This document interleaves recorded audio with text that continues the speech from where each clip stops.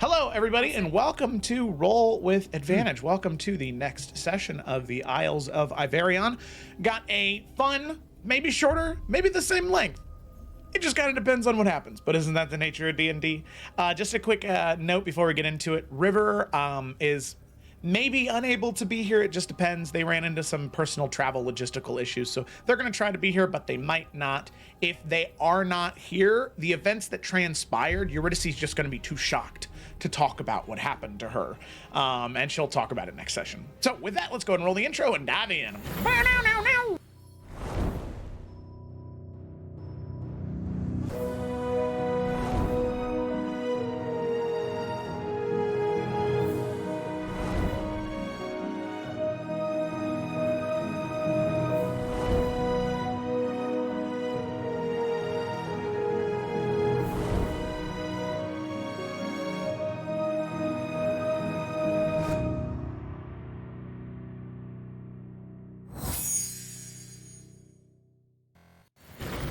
Yeah, All this is right. an amalgamation. And we are back. So, as is tradition here on Roll with Advantage, I do not do the summary. I have my players do the summary. And this week on summary, I actually know is Felicity. It is me. So, Felicity, Huzzah. feel free, take it away whenever you're ready. Yes. So last session, book 6, chapter 10, a pound of flesh. I think that was it. Oh my gosh. Okay. The bottom feeder. So they meet with the bottom feeder. And he will give the party the needed item in turn for 2 favors. The first favor he asks of the party is to collect a heart and an eye that he loaned out to a succubi and an incubi. Thinking that was a simple enough exchange, the party then got moving on this request and was able to locate them pretty quickly. However, the party learns that the couple needed those items to love and protect each other. After some hesitation, ultimately, Eurydice and Nalfion do carry out the deed and collect the heart and the eye, killing the couple. As they're about to leave, Lila does collect their soul coins before leaving and returning to the bottom feeder. The second request from the bottom feeder is for 3 happy memories to be collected. Not to be removed, just so that the bottom feeder has some memories to look upon, since the City of Pain causes pain for all of its citizens. Yuri gives a memory of when she was studying at Hearthcrest as a little girl, and just like the hopefulness of when she was a child. Nalfion gives a memory of him becoming a father with his now past wife and daughter. And Yorick gives a memory of his 10th birthday with his family, especially associated with his sisters. Before leaving the city, Eurydice does visit the Prince of Pain, where she receives his gift, and she in turn gives him a glimpse of her divine soul. Back on the boat, some conversations are had. Yorick and Lila chat about what happened that day, and it even dips into a conversation about Aventahala and Yorick and just his future. Twig reaches out to check in on Nalfion, who may be facing his lost wife and child at the Mausoleum of Souls, which is the party's next stop. Danny asks Twig and Nalf how they know they are worthy of their callings, and they both in turn kind of just say, you don't, but you just kind of gotta show up and do it. And Lila works with Severin and Rice on reworking a spell, True Seeing, to see if it could help the party when they visit the Mausoleum of Souls. Finally, Eurydice does commune with the past Dawnbreakers and finds in herself that she is a dawn of anger and has fully awakened her weapon, the Dawnbringer. Now, they are approaching the Mausoleum of Souls with a vague idea that they may be visiting some past loved ones or possibly echoes of who they once were. That's what happened. Heck yeah, man. And that is right where we're going to pick up. So our group of adventurers now finds themselves on the way to the Mausoleum of Souls. A horrifying place, this idea, this conflux of souls between the material plane, the Shadowfell, the plains of Elysium, the in-between spot, a place where souls filter through to get from one destination to another, wherever their destined location is in the afterlife. So, as all of you prepare yourselves for this destination, you've had some conversations, yes, but Ephron does inform you all that you will be arriving at the Mausoleum of Souls in several hours. Rice and Zevran are prepared to try out these true seeing idea that Lila had given whenever all of you are ready. But other than that, unless there were any conversations you wanted to have, the testing could happen, and you all could head into the mausoleum. Twig does have one little thing she wants to go to Lila about before they get there. I imagine it'll probably actually be after the whole true sight is being tested, because this isn't the thing that we're like the time that we're like using it for the mausoleum, right? It's just like a test run before the real thing. Yeah, exactly. Yeah. So I don't know if there's anything specific with the testing, but yeah, after that happens, yeah, we'll go to Lila. See if she has a minute to talk. Yeah. So Lila, just so you know, with the testing, your true sight does work, sort of dulled out on multiple people, using a distilling method that Rice is familiar with and Zevran's magical power. The thing to keep in mind is that the true sight extends only 10 feet, right? It's only 10 feet of true sight vision for up to 5 people. So that's enough to cover everybody, but they only get 10 feet of true sight. Okay. But your idea was successful. Yay! Okay, cool. All right, and then yeah, after the testing and everything, I think she'd just be winding down for the night whenever Twig comes to find her, or night. Yeah. Lila, do you have a minute? Of course. What's up? I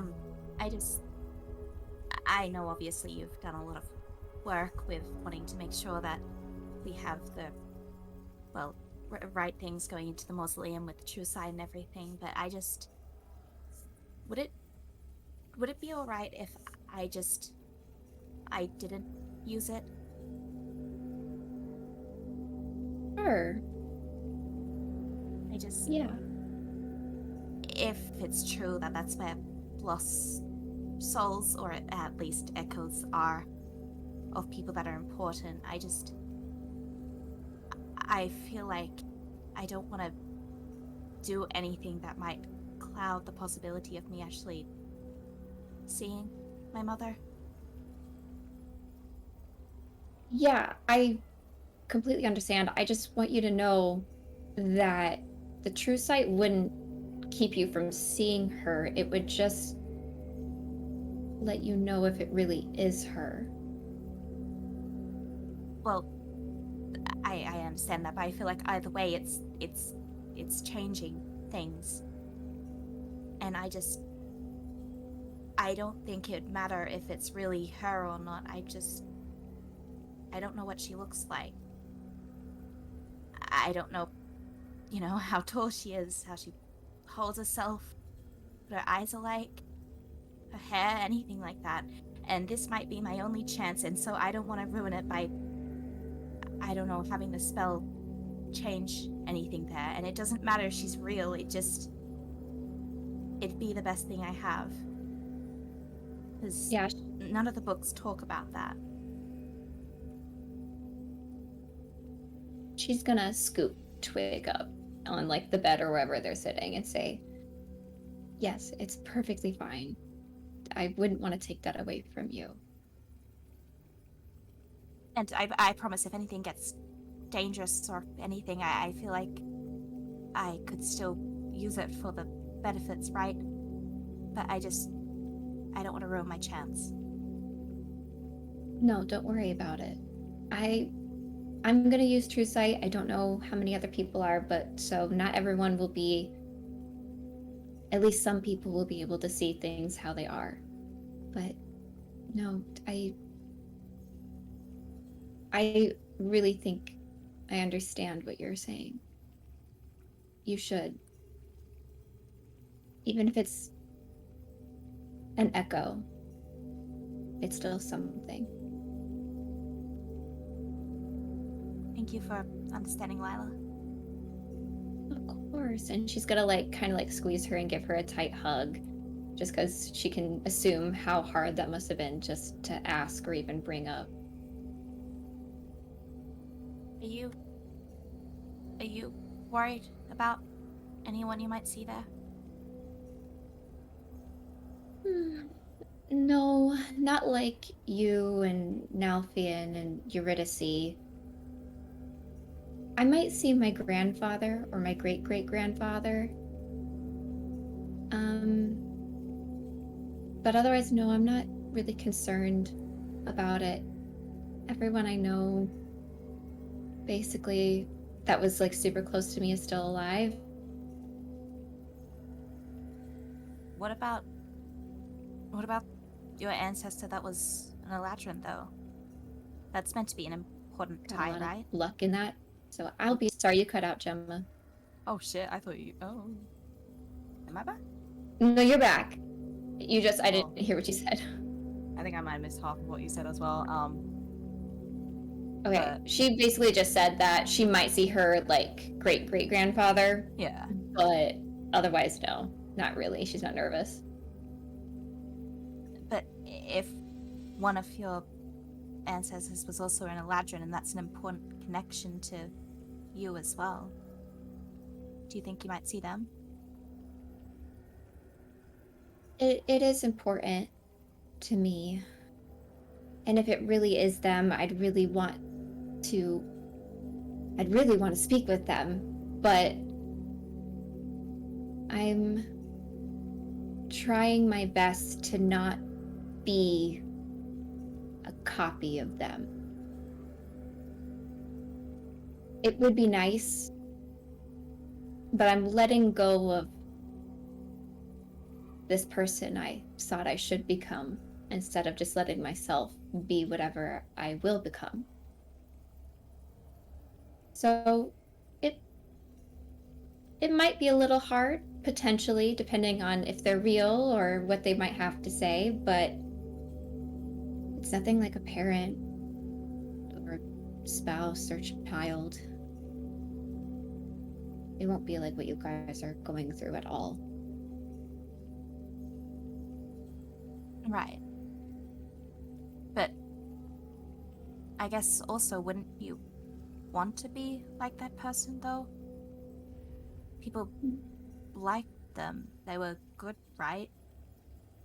Oh, yeah, they're wonderful. They made huge strides and helped connect the Feywild and the material plane and bridging that gap, and more Eladrin and other Fey creatures such as satyrs being able to like come back and forth.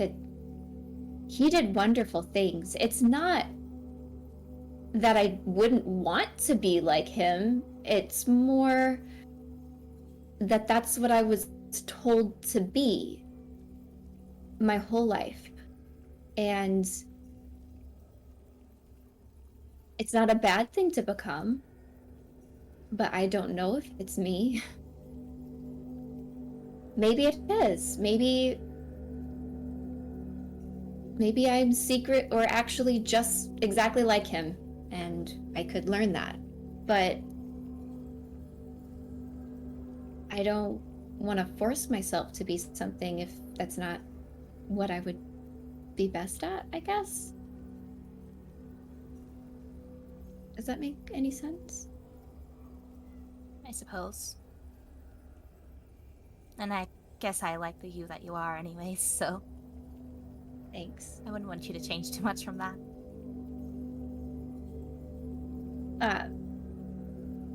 Do you feel like you should become someone in particular? Like you're following in very specific footsteps? Well, I'm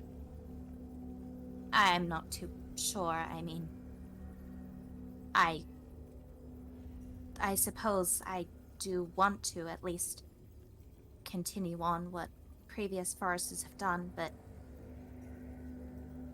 from what I've also seen, my mother also made mistakes. And I wouldn't want to redo any of those, especially knowing what I guess happened because of it.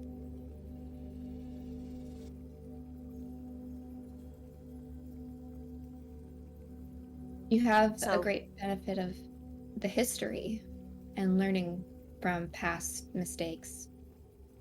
And you are clearly very wise and very studious, so I know you know a lot about it. But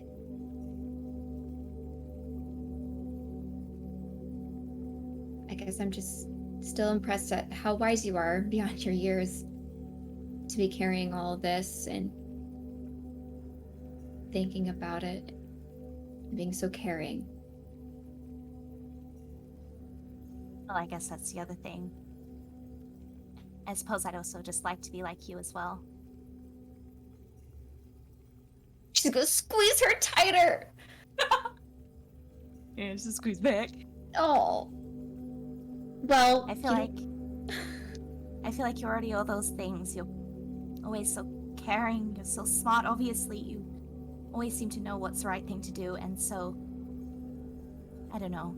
I'd like to know how you do it. Twig, I think you're really seeing a reflection of yourself in me. I'm gonna be very honest. I think we're just very similar. But thank you. I'm really honored that there are parts of me that you want to carry with you through your life. And I am happy to help be there for you because, oh my gosh, you have a lot on your shoulders. I can only imagine what it's like thinking about rebuilding the house.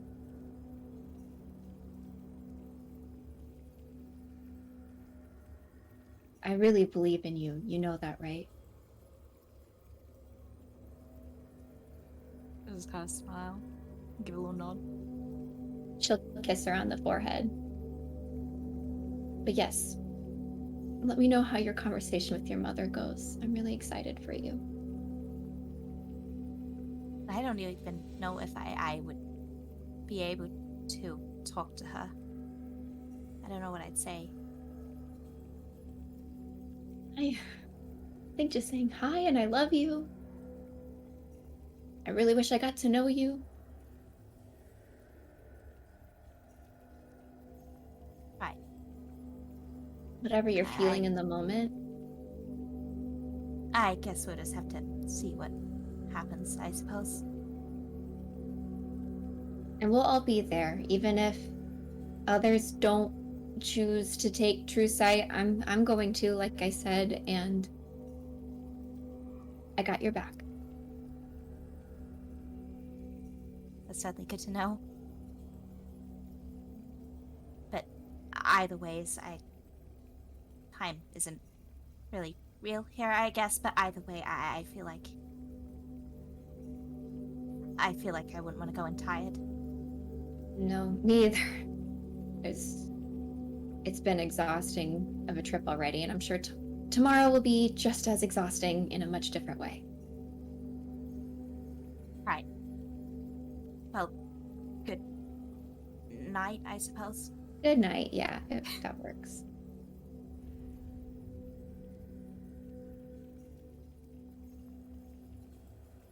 Emma, you got me out here feeling things. It's the beginning of the session.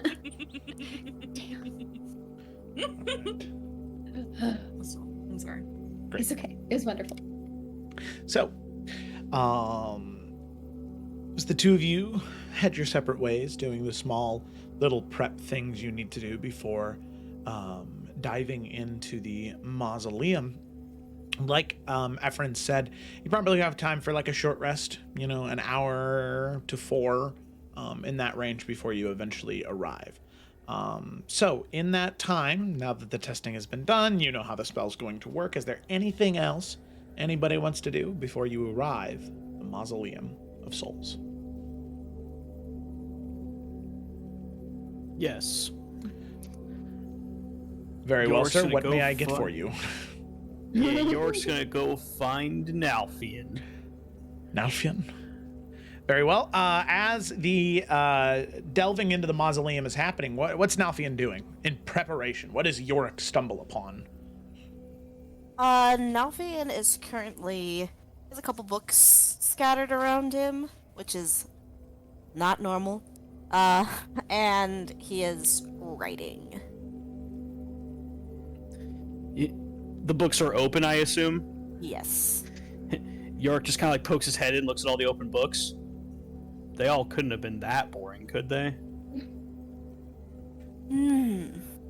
It's taking me a while to get through some of them. But I'm trying. Does York recognize the books, or like, what are they? A couple of them are the night books. But the other ones are like poetry. Well, are you writing your own book? No, my life is not that interesting. That's not true, but okay. No, I'm working I on... meant like a night book, like, you know, you said you were gonna remake shit, so I thought you were writing your own book about that. No, but that's not a bad idea. And I meant shit in a loving way, by the way. Just, Of course. you know, not like it was dumb shit, just shit, you know? Okay, cool. Just making sure we're clear on that. No offense taken. Good. I'm working on something for when we eventually go to the Green Lady. Oh, what is it? So, some of these books, kind of pointing to the night ones, Mm-hmm. even though now I'm starting to realize that half of what being a knight is completely bullshit, some of them talked about it's not just about physical skill. Uh-huh. It's not just about battle prowess. There are, I guess, other ways of expressing your loyalty, your love, your devotion to whoever, right?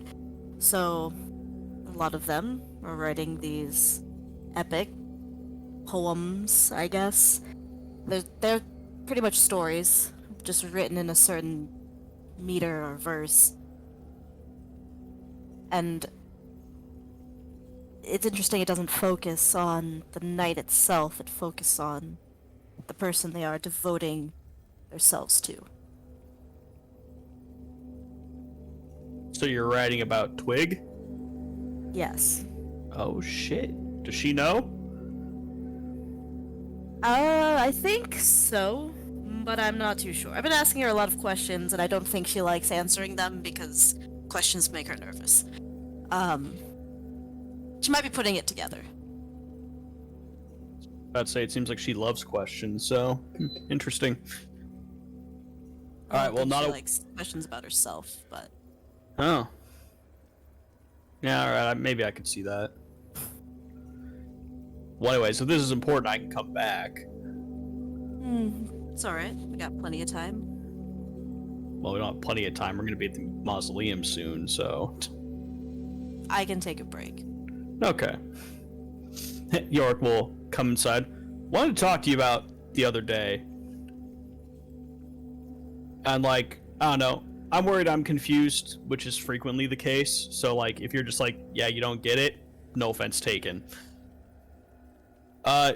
So, City of Pain, Bottom Feeder, I mean, you remember all that. The, our little, York's, like, really struggling to find a word. The retrieval we had to do, the heart in the eye. Yeah. Yeah, and again, York is really trying to figure out how he wants to phrase this.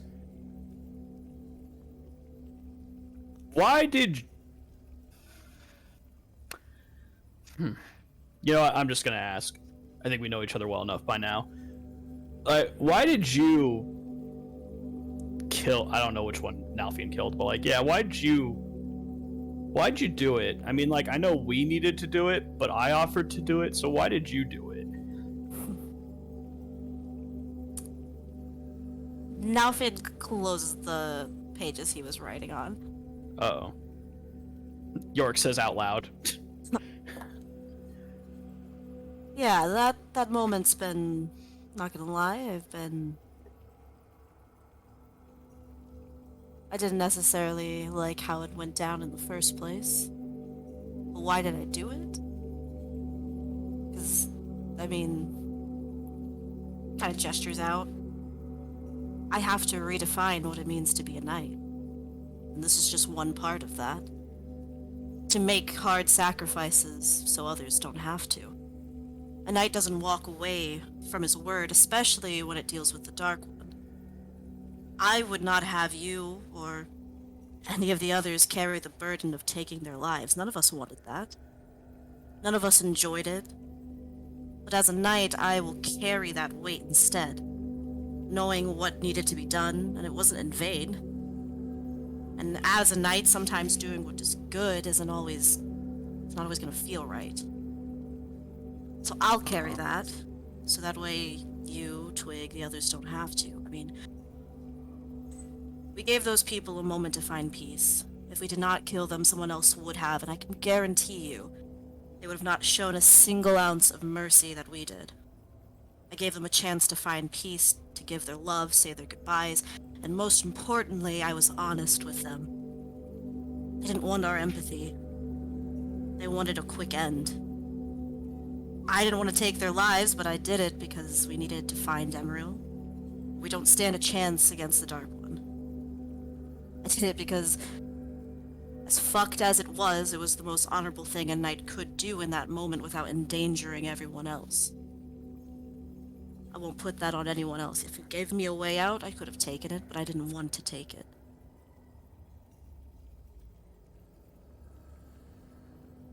That's why. I mean, like, I know we had to do it, right? Like, I know I was uncomfortable for, like, a lot of reasons, but, like, I came around, you know, which is a very poor way of phrasing how that situation went.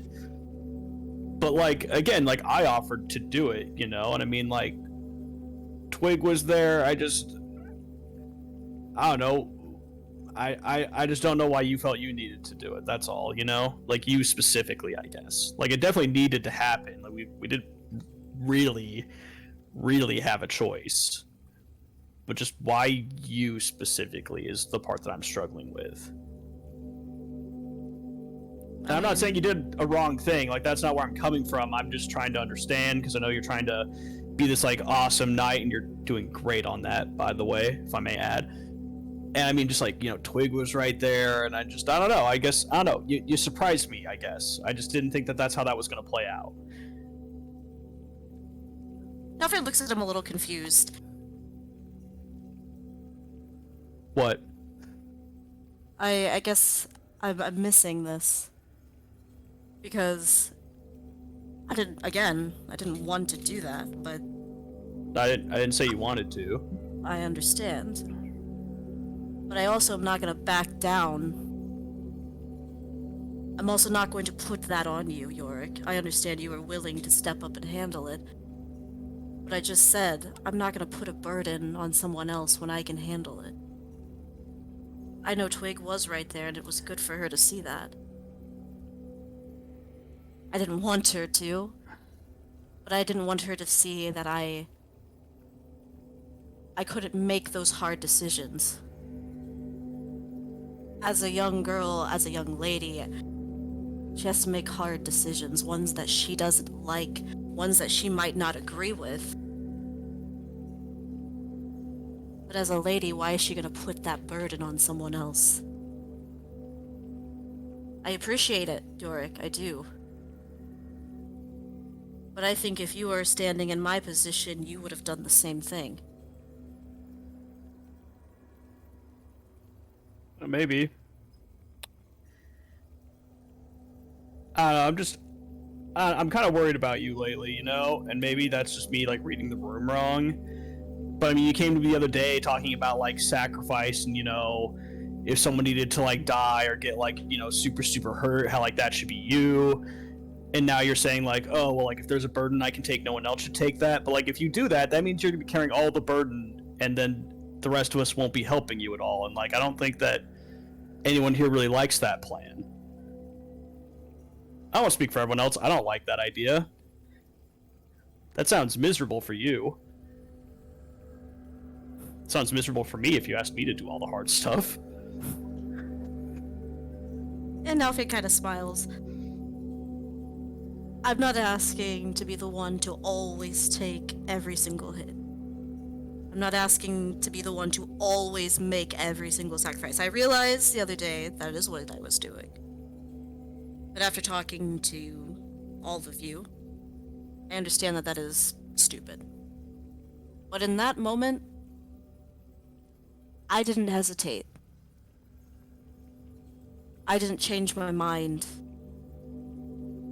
I stopped for a moment because I thought perhaps you had a different alternative idea. But we had none.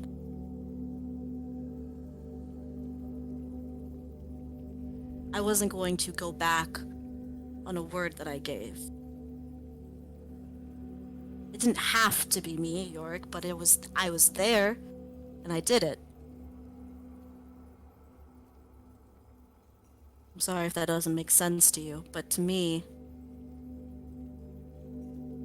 that's what being a knight is about.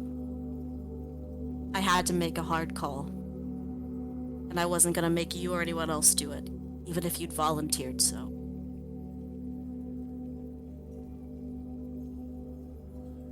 And I'm not sure what else I can give you other than that.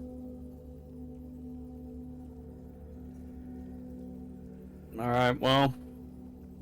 You're alright, though? Yeah, I'm alright. Insight check. Do I even need No. to make one? Okay. He seems genuinely okay. You see, Yorick, I know what I was, and I know what I am. I don't think ever in my life my path in front of me has ever been more clear. And sometimes you just gotta do shit you don't like.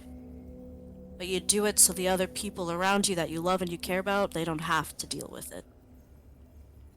And I don't do it because I want pity. I don't do it because I want you all to think badly of me or poor Nalfian. I do it because I love all of you. I do it because I know that's what my wife would have wanted me to do. Is to protect the people that I love.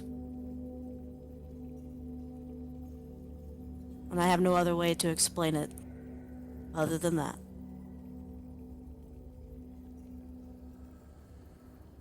You worried about seeing him?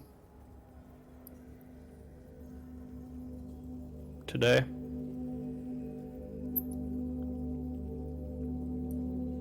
I don't think worried. It's... I don't know. I know it's not real. But I also haven't seen them since all of that happened.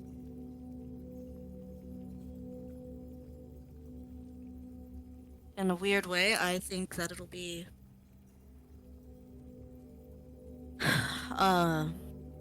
it's like, again, picking up another book. It'll be like reading every single page of this and closing it when it's done.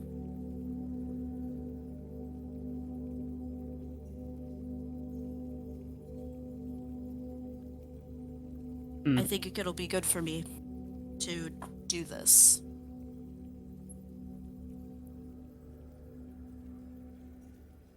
Well. Just remember, if it is hard, not alone. He just kind of motions to, like, the entire ship. I know. I understand. Well, I'll leave you to your, what'd you call it, an epic? Yeah, let's hope. Rooting for you, dude. Thanks. He's gonna stand up, but he's gonna reach into his bag and he's gonna set down this little package just in front of Nalfian that's wrapped up with just some string, and he'll just give a nod and he'll walk off. Nalfian will open it. So just reaching inside, there are two things. The first one, which is a little bit taller than the other one. Nalfian pulls out this very fine garnet that appears to be a little figurine of himself that has been carved. Oh. And, Nalfian looks kind of badass. Just standing like a very Hell yeah. regal knight, just, ready to defend and protect in a moment's notice. The sword is not drawn, but he looks ready, looks very regal, very proud. And at the bottom, chiseled in, is just a little message: stand tall in all things. That's sweet. That's the first one. Okay. The second one, a much more common, just like stone that has been carved with, very smooth, has clearly been lots of love and attention put into this one as well. But doesn't take much for you to deduce who they are, despite the fact that they are very featureless. It is a woman holding a child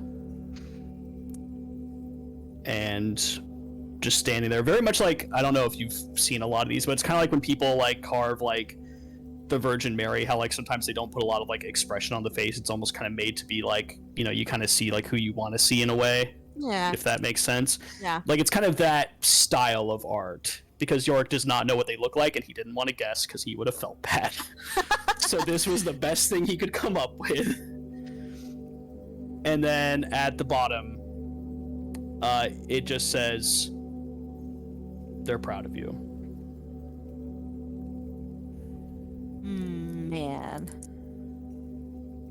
Yeah, Nalfian, he kind of was like smirking a little bit when he was looking at his.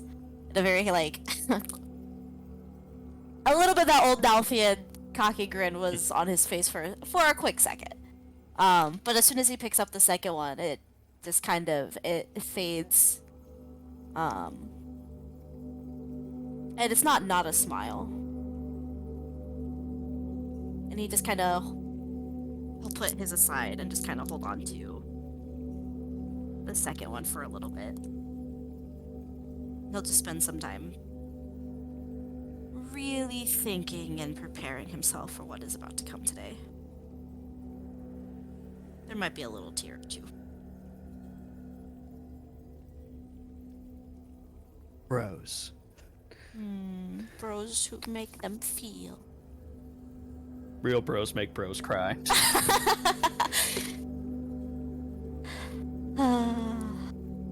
Thanks, Yorin. I expect those to be added to my inventory, Joe. They give me a +10 to AC at all time. With small items like that, you can actually add those to your inventory yourself. Hell yeah. All right. +10 to AC is all. Okay, thanks. Yeah, What? if you can figure out how to do it, sure. I can't. I don't think I legally can. Show you how to make a homebrew item, because I've had to do that shit. And then just add it to your inventory, because I feel like homebrew is already allowed, so Hey, done. Les, my lady. All right, let's go. All right. Okay. Very nice. So, as you all are continuing on and doing your last minute prep step, Lila, you have something you'd like to do, right? Yeah. She's actually gonna go find, I assume it's like probably like near where we're almost arriving at the mausoleum, like we're pretty close. She's gonna go find Zevran. Okay. Yeah. I will say, as you're approaching, there is a change in atmosphere. Even though, so as I said, for the past few days that you've been near the City of Pain and the Crucible of Hate, there is this intense heat that has kind of swept over the entirety of the astral sea that you've been in. But as you get closer to the Mausoleum of Souls, there is this chill. It's not cold, but it's a chill that just fills the area. It's still warm, but like I said, there's just that unsettling breeze that is around. Every once in a while, you feel like you hear somebody whisper behind you, and as you turn around, no one's there. So it's just something to note as you approach Zevran. Which you can see, Okay. He's currently just looking up on the top deck, just sort of looking up at the collection of stars that are kind of floating past, some of the astral animals that fly past the ship and away. But that's where he's at. Yeah, she'll go up next to him on the ship, leaning against it, and say, "Thank you so much for your help with both the spells. I really appreciate it." Oh, of course. I was happy to help. That's what I'm here for. I'm not sure if everyone's going to want to use the spell, though. Which is fine. Obviously, is it a bad idea to not do that? I don't... Sorry, you made a face and then I got nervous. No, I mean, you know, so let me just throw a hypothetical out at you, and you can determine what you want, if you want to give information to anyone. Okay. So, ghosts, right? Just the actual monster that is a ghost that can be in haunting a mansion or a building or a forest or whatever. Sometimes vengeful spirits have a way of influencing the minds of people that they're trying to attack to either A, possess them, or B, to try and manipulate them in some way to get them to do what they want, or to get them to take a particular course of action. I don't know very much about the Mausoleum of Souls, I'm going to be honest. I know big sweeping ideas about the Astral Sea, but these individual places I've never read much about. If this truly is the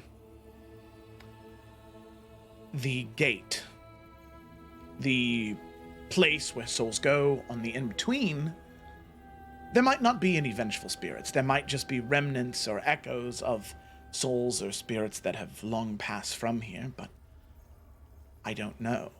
And if there is a vengeful spirit here, it may try to deceive you.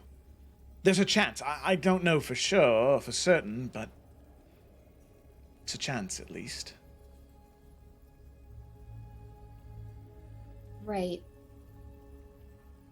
But the main thing I want to talk to you about, which kind of loops into this, Twig is hoping she might see her mom. And she doesn't want the spell to potentially ruin that for her. And I don't know how to tell her to not do that with that knowledge you just provided. Yes.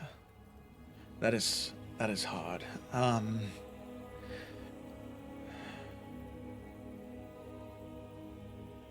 She's never seen her mom.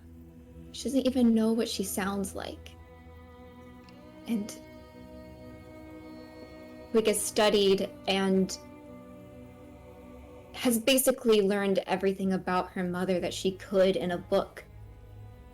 And I can't say I don't blame her for wanting that, and I don't know if I could take that away from her. I know. I understand.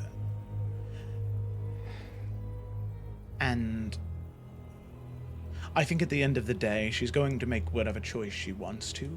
But if you'd like, I can explain it to her, the dangers, without using it. And if she wants to make that choice, she does. But that way, at least she knows the danger, the truth of it. Yeah, I think that would be the best option. At least she knows what she could potentially be getting into, because, like you said, we don't really know exactly what the mausoleum could hold. Right. But also,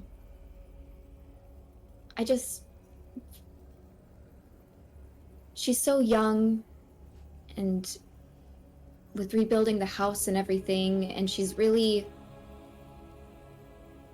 looks up to me.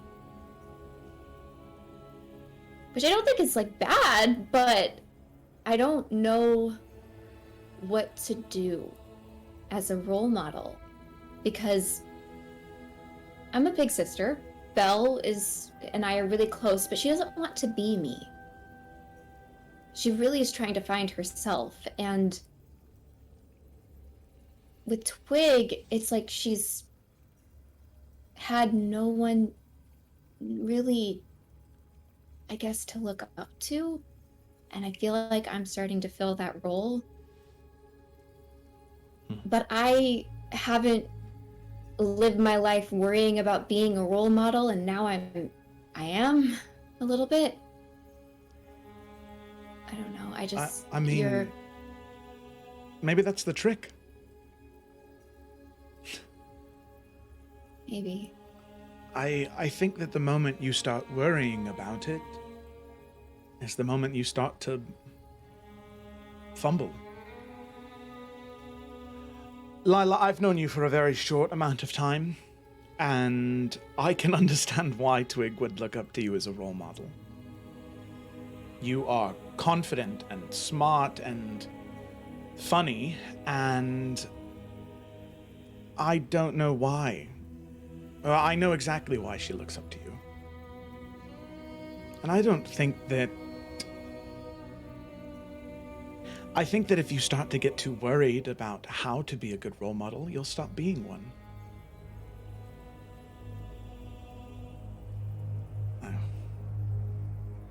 I don't know. I just think that if I were you, I wouldn't change a thing. And I think both of you would be better for it. Thank you. You're welcome.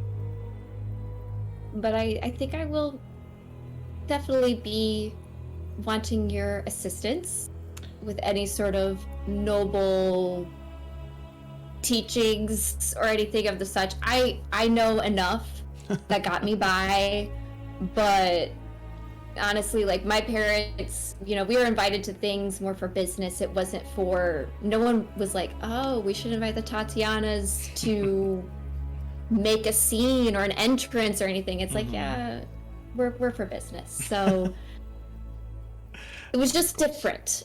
And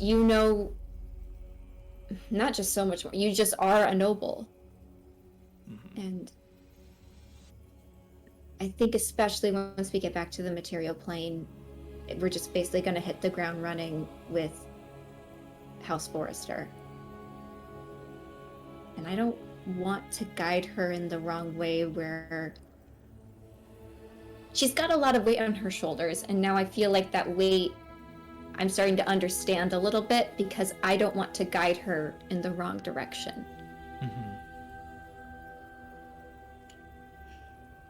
I understand. I do. And I wish I had better words of wisdom, but I think honestly, I think you'll know what to do when the time comes. I'm always happy to listen and hear you out. But I don't know if you need to come to someone else for answers. You might need to come to someone for a sounding board to talk it out, but I mean, you are Lila Tatiana, after all, daughter of the headmaster of the college. One of the headmasters. One of them. One of them, yes. Let's not get too full of ourselves, but... I've learned that not everyone knows that there's multiple, so when I say a headmaster, they still think the headmaster, so then the weight even goes higher, and I just... You'll know what to do. You will. But I'm always happy to listen if you just need to talk. Yeah, sometimes I'll just need to get out of my head, probably. So, just be you. Don't try and be I mean, I don't even know where I would start. I'm not good at acting anyway, so... But... No, I'm sure that's not true. I'm sure you're great at it. My parents didn't really want me to prioritize arts. I don't know about you, I like started playing piano when I was very little, didn't keep it up because there, when magic, it's other studies came into play, they were like, no, you should learn more about geography. Where is everything in the world? Screw music. And then that flew into like everything else, so. Let me ask you this. When it came to learning piano, did you struggle? Or... That's fine. Not to be super braggy, but like basically everything I started doing as a kid, I was pretty much at least okay at it. And if I would have kept at it, I probably could have excelled. But not anymore. I don't think I retained much of it. Do you think maybe you just weren't very good at playing piano? No. No? Absolutely not. Because, I mean, I don't want to brag. Of course, I'm not one of the headmaster's daughters, but I played piano when I was younger, and my parents never made me quit. In fact, I've maybe once or twice played a recital or two when, for the nobles that come to visit. Oh, yes. Well, you see, it helps having a mage hand, because I'm able to... Get all the way down the board. I have 3 hands to use, yes. It's incredibly exciting when I use Unseen Servant, because then I have 5 hands, and honestly, I don't think you can play a piano duet on the same piano. I could, and it's a lot of fun. Who knows? Maybe next time we have a piano available, I can show you what I've learned, because that's something I feel like I could definitely show. And maybe you can ask my parents and Belle what they remember of my piano skills. I don't remember being terrible, but I don't remember me being terrible at anything. So. Interesting. I will be sure to talk with Belle while you're away. Also, before we get to the mausoleum, I did want to just make sure how you were doing. City of Pain seemed more kooky than painful, but I wanted to see how you were doing. Yes. If anything was rough. It was tense, that's for sure. I feel like I'm learning a lot. And I don't feel too in danger yet, and that might change as more things develop, but I'm doing fine. I'm trying to look at it all through an academic lens as opposed to an emotional lens. I'm afraid if I do that, I won't be able to get out of bed. So, academic mindset right now, and we can worry about the emotions later. It's a good idea. I think I'll probably apply that as well. I found it's been working great. Thank you for your words, and thank you for taking on the burden of debriefing Twig, because I don't want to do that part. Yes, well, don't thank me yet. Let's see how it goes. All right. I'll kind of inhale and exhale, and then I suppose make his way to Twig. And I don't know if that was something you wanted to be like there with him, or if you I thought it would be like right before we're about to do the spell on everybody. Zevran would give that warning kind of to everybody, and gotcha. Then Twig could, everyone could like choose, because I don't know if Nalfian or Yorick or Eurydice are thinking about the same thing. I think Eurydice was, but she's not here, so. All right. Anybody have anything else before you're gathered together? 2, enter the mausoleum. Oh no. Not the headset acting up. What? Kayla said in the chat, her headset's kind of Oh acting no. up. We need to just get you a different kind of headset, honestly. It sounds like everyone's good. Gemma's muted, so I cannot confirm. Yeah, I mean, I will just say one real quick thing. I think, Twig with her little sticky notes, she normally has the same one at her forehead. Which I guess, still kind of like have it kind of like tucked into her hair, I guess. And everyone would be aware that that one would be Fate, but this time she'd have a second one, which for any Dwarvish speakers out there would just say truth on it too. and she'll have that one right next to the fate one, Mm. which is the one that she finds most important. Okay. Alrighty. Nalf is just going to, again, small thing. He's gonna go and, as we're gathering, just going to give Twig a very tight hug. Just gonna kind of absent-mindedly, like, touch the locket that she has of his still, and prepare for whatever's to come. Oh, excuse me. Alrighty. So with that, as all of you gather above deck, in this particular instance, it will just be the 5 of you departing. There will not be a companion entering with you. You can see that Zevran and Rice stand front and center right next to Lila. And Rice begins talking and Zevran jumps in every once in a while. So Rice, the older elf gentleman, a member of the Order of the Hidden Flame, he begins to speak and says, "So, thanks to the idea of Miss Tatiana here, we've been able to distill the magic as you all have already seen. So luckily, the true sight ability will be gifted to each one of you, 10 feet sight. Now the thing to keep in mind about that is creatures that are more than 10 feet away from you, you will not be able to decipher them in true or false nature. So in some scenarios, it may be better to not get close, to stay further away. Some of those creatures in here, they may be chained, they may be trapped, they may be forbidden from leaving. So you just have to make sure that you are doing things cautiously. I myself have never been in the mausoleum and I know very little of it. So err on the side of caution as you enter, and do not trust anything unless it is those 10 feet away from you." And Zevran will pipe up and say, "And I just want to say, there are creatures that may dwell within the mausoleum.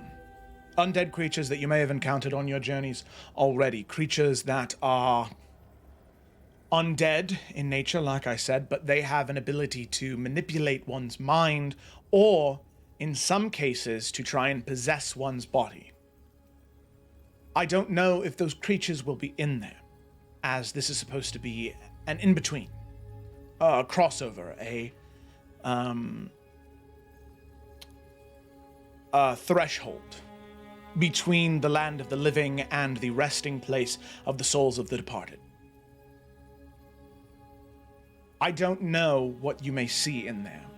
I just would like to stress that you are safer using the spells that myself, Rice, and Lila have prepared. If you choose not to go in with it, that is your choice. If you believe that it will allow you to see the departed more clearly, I understand why you might think that. But you have to ask yourself, does it outweigh the potential dangers that you may encounter should you choose to not take the spell? So with that, myself and Rise will approach you one by one, perform the incantation, and you will have it for about an hour. And you can see that as you are looking off on the horizon, you can see the mausoleum getting much larger and larger the closer it gets. This is not a city. This is not a fortress. It is a large building that is walled off with stone all around it. There are these wisps of green and teal energy coming off of it. And you can see this solid iron gate that sits at the very front. You can see these stone gargoyles hanging off of the side, a domed building, these columns that support most of the outcropping, and you can see a large figure standing in front of that gate. A creature that is probably 20-25 feet tall, shrouded in black cloth and shadow, teal energy just sort of leaking from their face and surrounding the rest of the area, just standing there. So as all of you approach, Zevran and Rice approach one by one, and they go to cast the spell. Now, is there anybody that chooses not to receive the magic.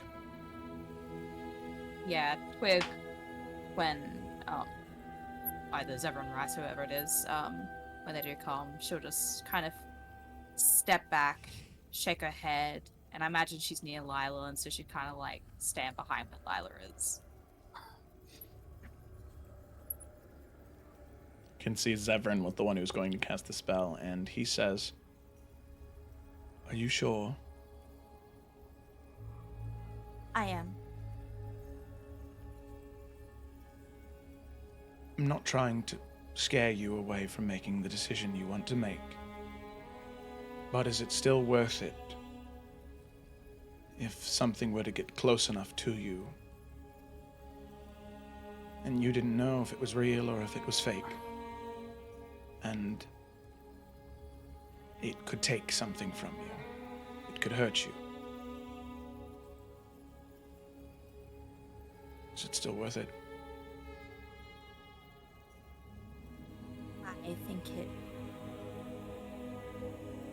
I think it is. If you just... Please just have faith in me. It's not a lack of faith in you, Twig. It's fear of the unknown. And he will move on. Yeah, she'll put her arm around Twig, but like mouth the words "thank you" to Zevran. He'll nod. I'll just throw out real quick, because Lila has super high like passive insight. Despite what's going on, I think she would notice that like Yorick kind of like saw what happened with Twig, and he seems to kind of be thinking.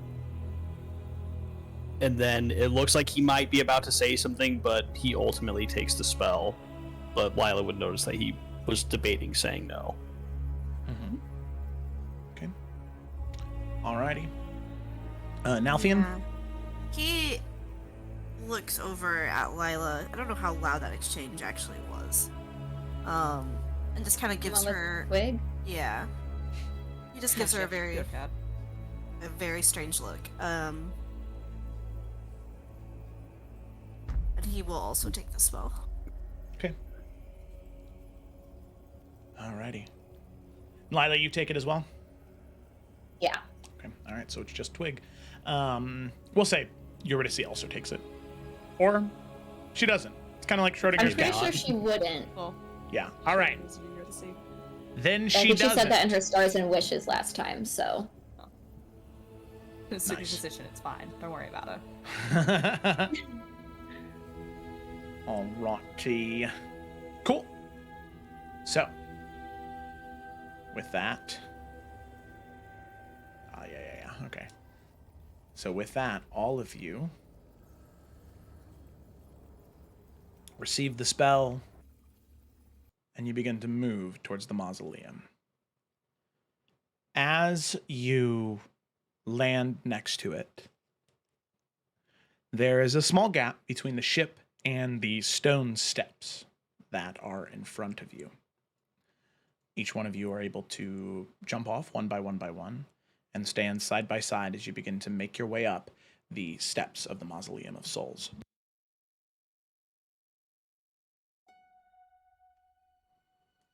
So, As we do that, Novi's not going to say anything. Every now and then he just is passing, slightly concerned, but respectful looks over at Lila. I think obviously they had a conversation that he knows nothing about. He trusts Lila. He's just going to position himself close to Twig and just kind of put his hand on her shoulder and squeeze it a little bit. He's not going to say anything, though. Just so she Okay. knows that he's there, too. Yeah. For what it's worth, Twig will be kind of like sandwiching herself between the party.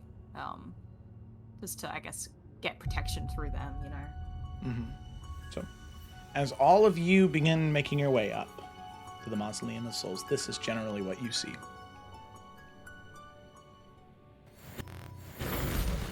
Ooh. Ooh! Pretty.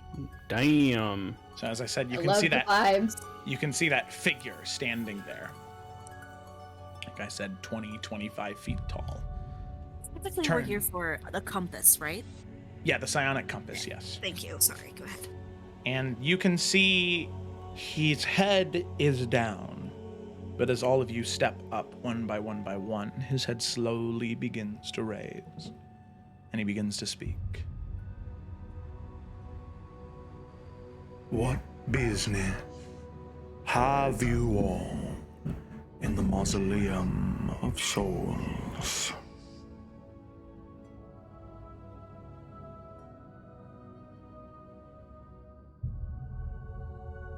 We are looking for a compass to guide us through the astral sea to help save the lives of basically the entire, all of existence.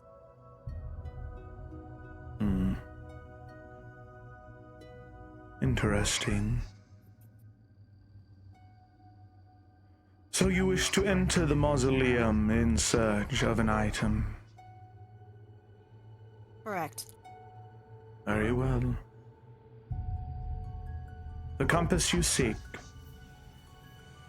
you will find, provided you are strong enough to resist.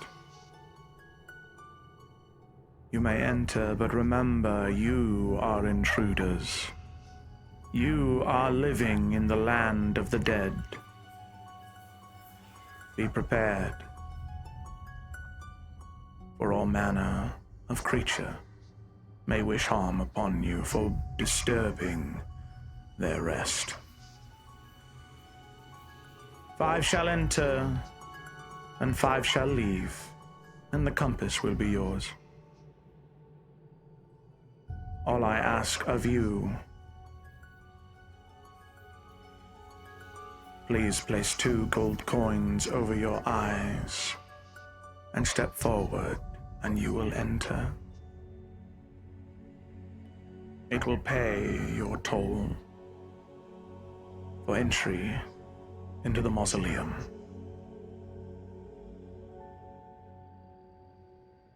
That's so spooky. Yep. Yeah, same. Should put them Alright. on. Do it. Snuff, it's fine. Okay. Everybody go ahead and mark off 2 gold pieces. Hi, gold. Alrighty. As all of you step forward one by one, there is a change.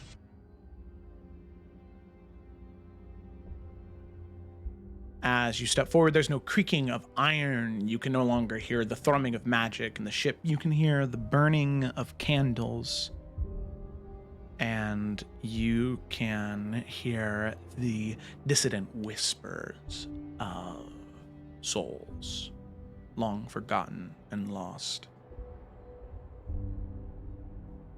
Help. Please help me. Save me, save. Please. Father. Son, Mother, forgive me. Help me. You can hear them, the voices speaking, one after the other. And as you step forward, they get louder and louder and louder. You can see these spectral apparitions of skulls clouding the entirety of the area. As you look to your left and to your right, you are in a rather small corridor, maybe 30 feet wide and infinitely long, as all of you just continue to walk, 1 foot in front of the other, till eventually, the very end of the hall, you eventually begin to see this arched doorway. Except there's no door. There you see this teal portal almost, and you can see there are these specters that loom inside, like they're on the other side of a glass, like fish in an aquarium. You can see their faces press up against, they claw and scratch at the barrier, but they are unable to enter. As all of you step forward, there's only one way to go, and that's through the glass. As all of you step forward and see this. Ho ho ho! Ooh. I hate it here. She'll be fine. Oh, that effect though. Yeah, it looks so cool. So spooky. You can see the spirits, they get louder.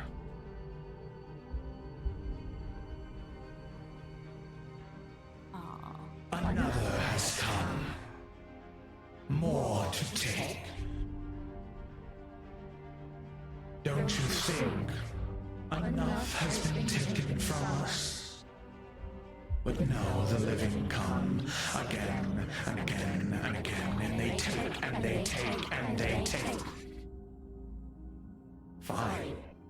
Take as much as you wish. For we are dead. And what use do we have to those in the land of the living? Step forward if you dare. 5 must exit. Hopefully you can.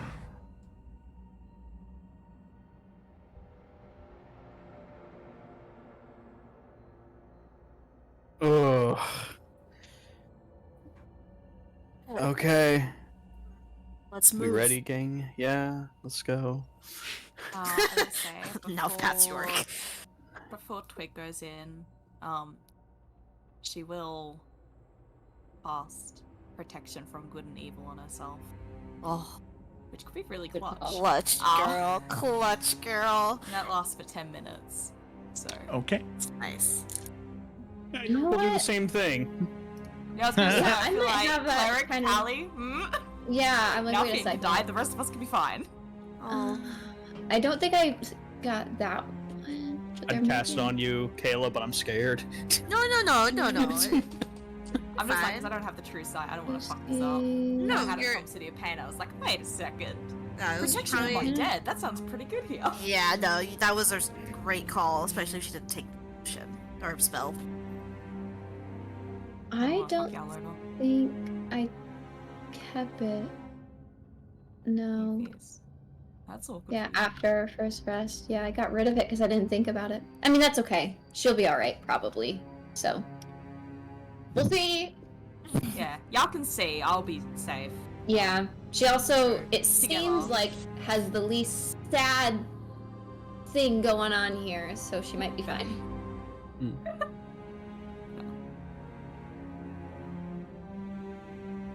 Okay. Alrighty. So, as all of you take your steps forward, one by one you enter, and as each one of you step through, looking to your left, to your right, you no longer see your companions next to you. All of you are alone. Fucking knew this was gonna happen. So here's what we're gonna do. There are Luck, 4 of you Twig. here, so I'm gonna roll a d4, and that will determine. Narf is like instinctually grabbing for Twig's hand, and he is very not happy that she's not there. So Lila, you are 1. Twig, you are 2. Yorick, you are 3, and Kayla, well, Nalfian, you are. You are 4. It's not Nalfian anymore. That's Oh the wait, that was a worst. private. That was a private DM roll. Right. Public. There we go. Is that who goes first? Oh, Blossom says Kayla.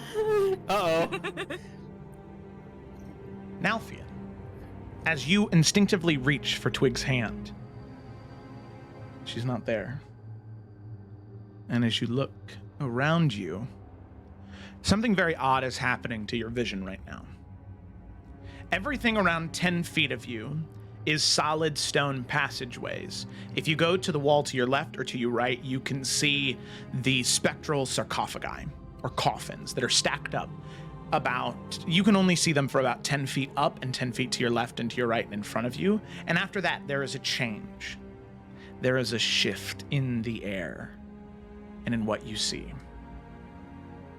Your vision, your drow vision, is flickering on and off as it's confused. Then eventually, after a moment, it settles. As you look forward, after 10 feet, you see dark caves in front of you. You can hear the chittering of insectoid creatures. And you can hear voices. A voice you never thought you'd hear again.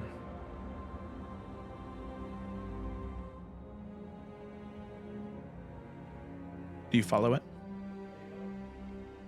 Yes. Okay. As you follow the voice, echoing throughout the caves, eventually, the words that they speak becomes clear. And their visage you can start to see. As you hear their voice echoing throughout the caves. Hush, little baby, don't say a word. And as you look,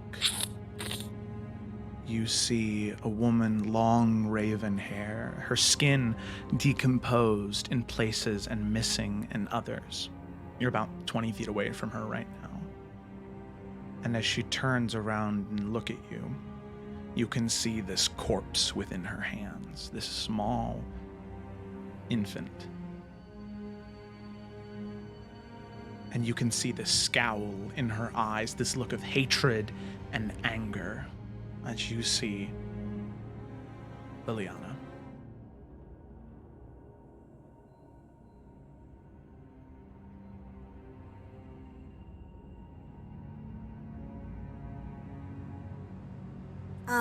Wow.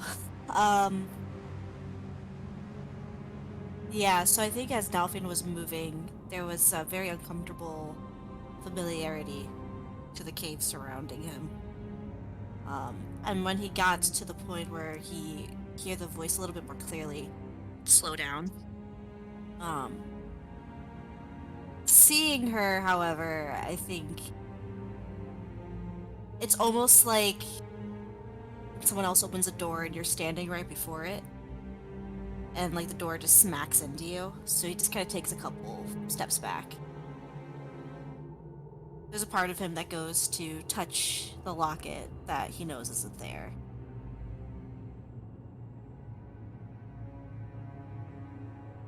And he desperately avoids everything not to look at the child in her arms. You can see she slowly stands, and you can see in front of her, built into the cave, there is a small wooden structure, a house. You can see peering through the window, the moonlight. But extending even further past that continues the cave. And as she stands and looks at you, she says, "How could you? How could you do this to us? You knew what would happen, didn't you? You knew what would become of us if you didn't leave. And yet you stayed. You stayed. Why didn't we leave? Why didn't we leave sooner?" This isn't real, because that is not true. I tried to leave, and we had everything planned. We had a place we were going to hide. Why didn't we plan sooner? 9 months we had to plan. Are you telling me we couldn't have left before she was born? Why did you stay? Dalphine closes his eyes.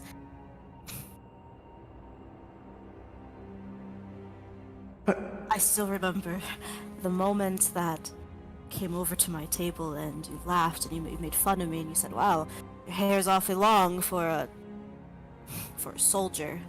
Aren't you afraid it's gonna get in your way when you fight?" And I laughed and I said, I told this really bad joke about, "Wouldn't you like to see the length of my sword?" And You laughed. And you sat down. And then we continued to both laugh and tell bad jokes. And you weren't afraid. You weren't afraid of what I was, who I was. And we never asked too hard of questions. We just enjoyed that first night of just each other's company. Because in that moment, we just wanted to be somebody else. We didn't want to be ourselves anymore. And I'll never forget the way that you would laugh at my stupid jokes. And I will never forget how she had your laugh. But I would give anything to hear that laughter again. This is not... You are not my girls. I'm sorry. I've been here for so long, and I've been so confused and sad and angry hearing you talk. Stay with me, please. Stay here with me. We can be a family again. We can be together again. Please don't leave me again. Please, Nalfian. Please stay. You can see She is getting his eyes closer. shut. Oh, he can't see. You can hear the footsteps. Okay, yeah. Takes a really deep breath. There was a time where I would give anything. I would give anything to go back. Do things differently. Leave sooner. I'd give up anything. But this isn't real. And Liliana would never ask me to do that.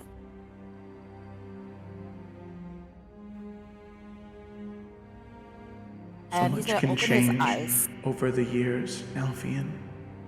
And right as you're about to open your eyes, you can hear her saying this, getting closer and closer and closer until eventually right at the end, right before you open your eyes, you can hear she's like whispering into your ear. So much can change over the years.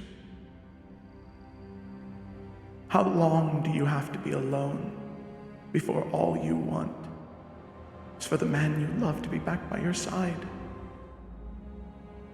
I'm so lonely, Nalfian. All these years, I just keep thinking maybe you'll come and save me, and you're here.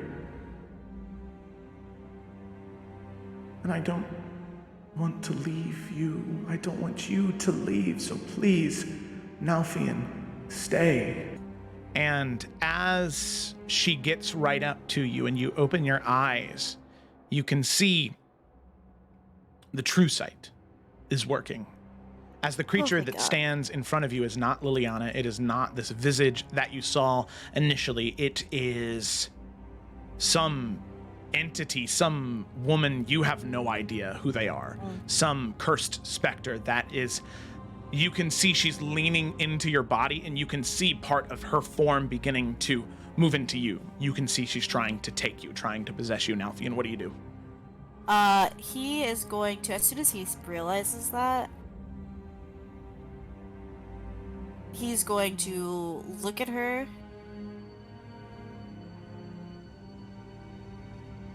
When is our daughter's birthday?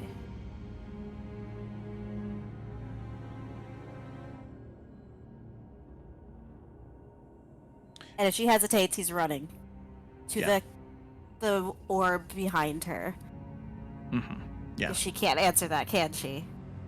No, and you can see in that moment that as soon as you looked at her, the specter also realized that there was no more point to the illusion, and immediately tries to grab you and possess you. So now, Fian, if you're just going to try and run, I'm going to need an acrobatics check from you to try and dodge out of the way of that possession. What's my... Oh, +9? Easy. 22. 22. Okay. Yeah. As the spectral woman tries to grab you and pull into you, you immediately drop onto the ground and just roll and like kip up and run away. And as you run towards that sphere, that mote of light behind her, as you reach into it and grab it, it pulls you forward, and you can see where you land now.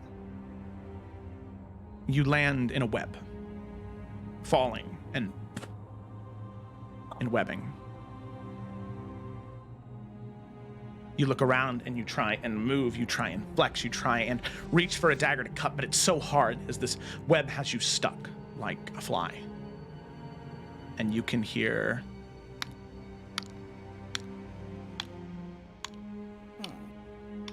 the clicking of small, sharp pieces of metal almost on stone. And you hear a voice echo out. Well.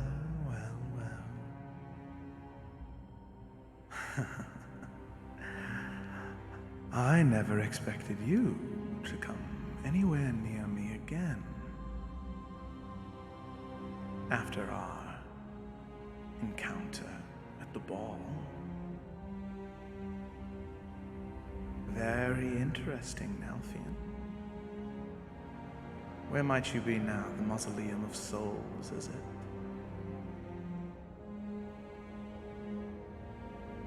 Wait, is this real? What's happening? Is this Kayla asking? I'm confused. Holy shit, what? Wait, okay, you can't answer that. Okay. It's up to you. Yeah. You're trapped. If you could try and make some strength checks to try and reach for a dagger to cut yourself free, but you can't see her anywhere. You are looking up and to your left and to your right, and you can see there is a difference between the webbing you are currently stuck to and the webbing that is 10 feet out, right? The webbing that is 10 feet out is much more coarse, it is thicker, it is this sort of like opal white, whereas what you're in now looks like webbing but is much duller, much darker, and is more wet. Which is strange, but there's a difference between the two types of webbing. Okay. Nalfian he was in the middle of trying to recover. He just has tears kind of streaming down his face from speaking with Liliana. So he's trying to recover from that. And the moment he hears that voice, however, it's like he has to flip a switch. And yeah, he would, hearing that voice, immediately go to grab his sword. Make a strength check. Himself. Strength? Mhm. Okay. Yeah, can't acrobatics your way out of a web. That's gonna be a 17. 17? Okay. Plus 1. I'd say 17. You are able to rip away, which for you, Nalfian, that is already a hint to you that whatever creature is here is not actually malice. Okay. So you rip Holy away and you shit. immediately begin cutting away the webbing that's around you, and you drop onto the ground, and you can hear that clicking just all around the room. Spiders just. Fuck. Okay. Nalfian just, like, as he drops to the ground, focus. This is not fucking real. Alright. Fuck. And then he's gonna get up and still have his sword drawn. He's going to cautiously start moving forward, trying to stay as focused as he possibly can. Do you know what's interesting about this place, Nalfian? He's ignoring her. Well, I'll tell you. I'm sure you've heard already that it is a funnel, a threshold, between the land of the living and the rest of the dead. But do you know what's funny about holes between the realms? The points of weakness, truthfully. They are points that are so easy to rip and tear open for our own purposes. So you're right, Nalfian, this may be an illusion. I can tell you're thinking it. But I want you to understand crystal clear. My voice is real. I'm watching you. Good luck on your quest. It's funny because I remember the last time I spoke to you, I told you that if I saw you again, it'd be the last breath you ever took. So it sounds like you're too much of a fucking coward to face me. So until you want to be in front of me, do not speak to me.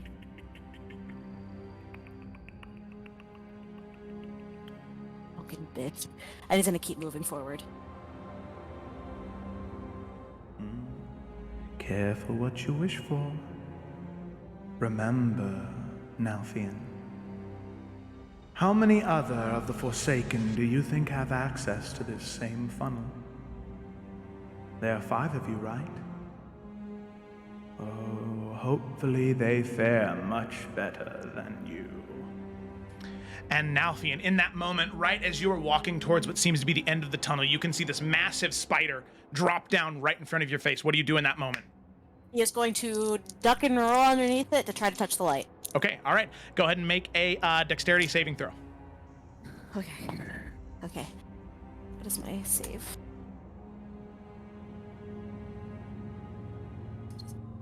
$19. 19. Okay, that is enough.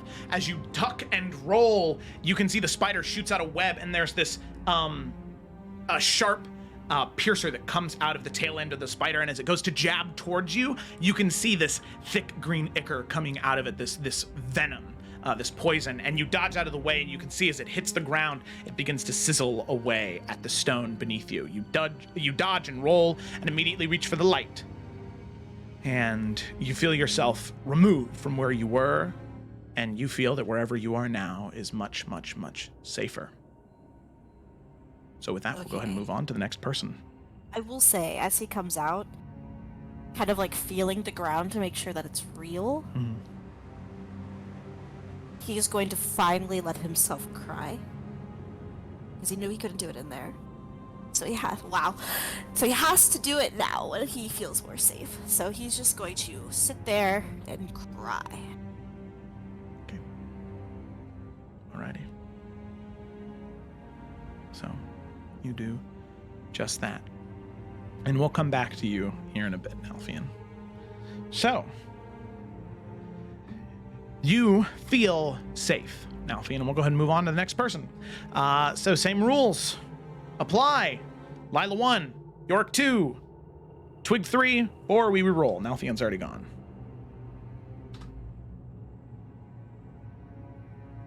Yo, Rick. Alrighty. So, Yorick, as you step forward, you can see, as you look to your left and your right, nobody is standing there. You are alone.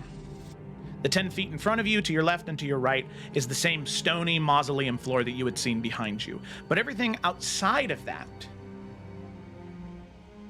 is something you've only heard stories about in terms of its opulence and grandeur. The massive, opulent buildings of Azkaraz, the capital of Macavia at the height of the Empire's power. As you look around, like I said, the stony floors match what you've seen before. But everything outside of that is that building. Do you walk forward? Yeah, York's sputtering to himself, like, okay. Knew it was going to be bad. You've been teleported away from the party before. You spoke to a god. Maybe another god wants to talk to you, York. Maybe it's not a bad thing. Okay. So, Yorick, as you step forward, you look around, and every once in a while you pass what looks to be a priest. They are an individual with white robes with red trim. The hood is up, covering most of their face. As they walk past you, they're on the other end of the hall. They're probably about 20 feet away from you. Do you get closer to them to try and say anything, or do you stay away from them? I think if they're ignoring Yorick, Yorick's just gonna keep going because he knows that, like, well, there might be some dangerous stuff here. So just keep walking, try to find where everyone else is. Okay. Alrighty. So as you make your way, continuing throughout the halls, eventually you start to hear something that is rather alarming.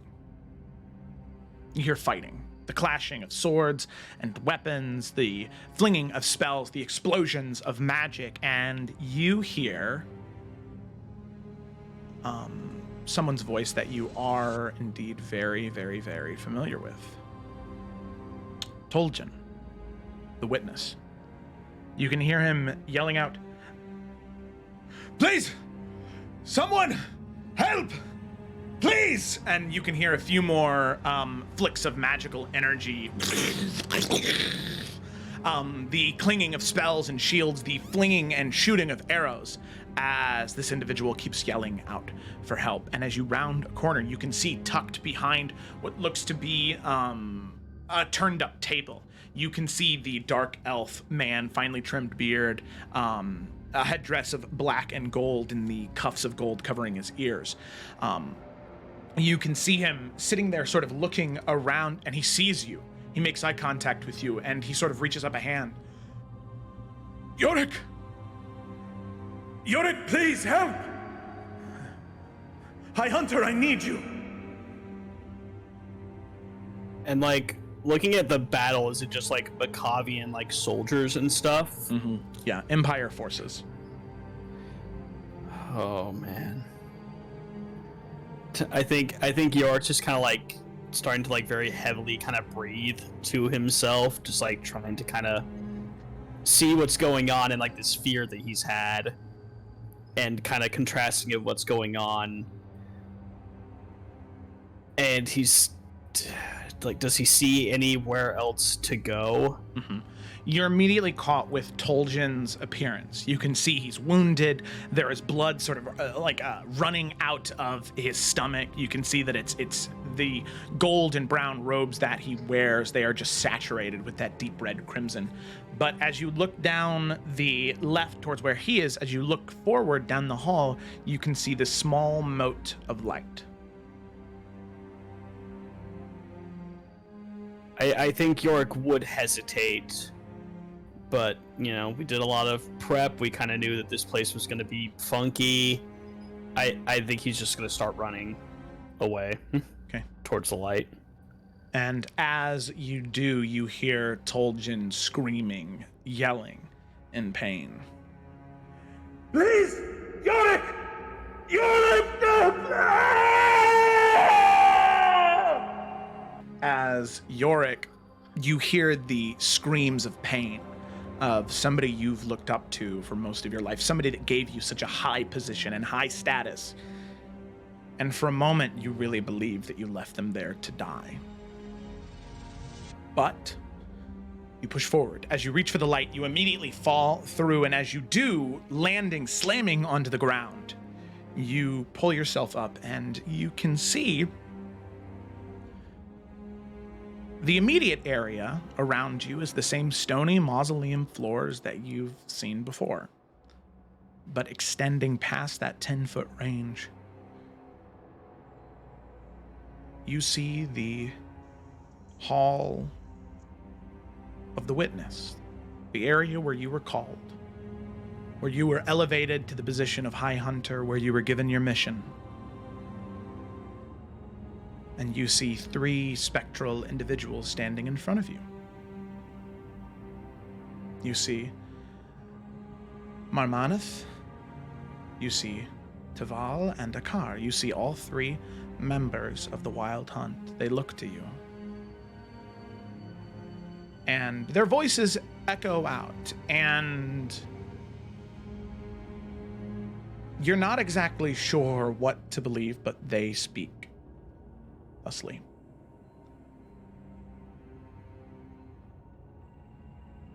Everything you are about to see is nothing more than an illusion meant to pull you away from your quest. You must follow the signs clearly, High Hunter. For if you do not, you will succumb to the nightmares of the mausoleum. Regardless of what you see happen to us, move, and never stop moving. Until eventually you feel safe, High Hunter. Then you will have the tools to which you seek. And you can see the three of them, they look to you. And then they look up. And as they look up, you see an individual moving down. You can see there are wasps and locusts that surround them, a cloud that causes them to float down. You can see what Yorick may be familiar with, a mummy, maybe, wrapped in bandages covering their face, but you can see their mouth drop open, probably maybe a foot, and another swarm of locusts emerge and shoots out. And you can see all of the members of the High Hunt, the locusts begin to swarm them, cut away at them. These spectral forces, they begin to shriek out in pain, all three of them. You see them try and fight off the creatures around them, and you see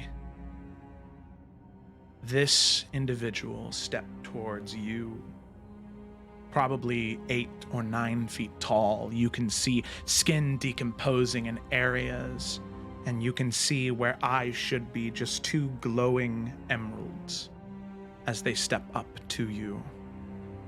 And its mouth, you can see, is layered. On the surface, it is a normal humanoid mouth, but inside you see this, I believe the word is carapace, like 2 fangs on the inside, the mandibles of an ant on the top and the bottom as it extends, and these folds open up, and you can see it smiles, if it could do that, and speaks. So you are Highlander. It is a great pleasure to make your acquaintance for the first time. I myself have been very busy in Calderas. But as I understand it, Aradane is next on my list. I suggest you run. The locusts will feed for some time, but eventually they will look to fresh meat. How close is he to me? Can't remember how you defined it.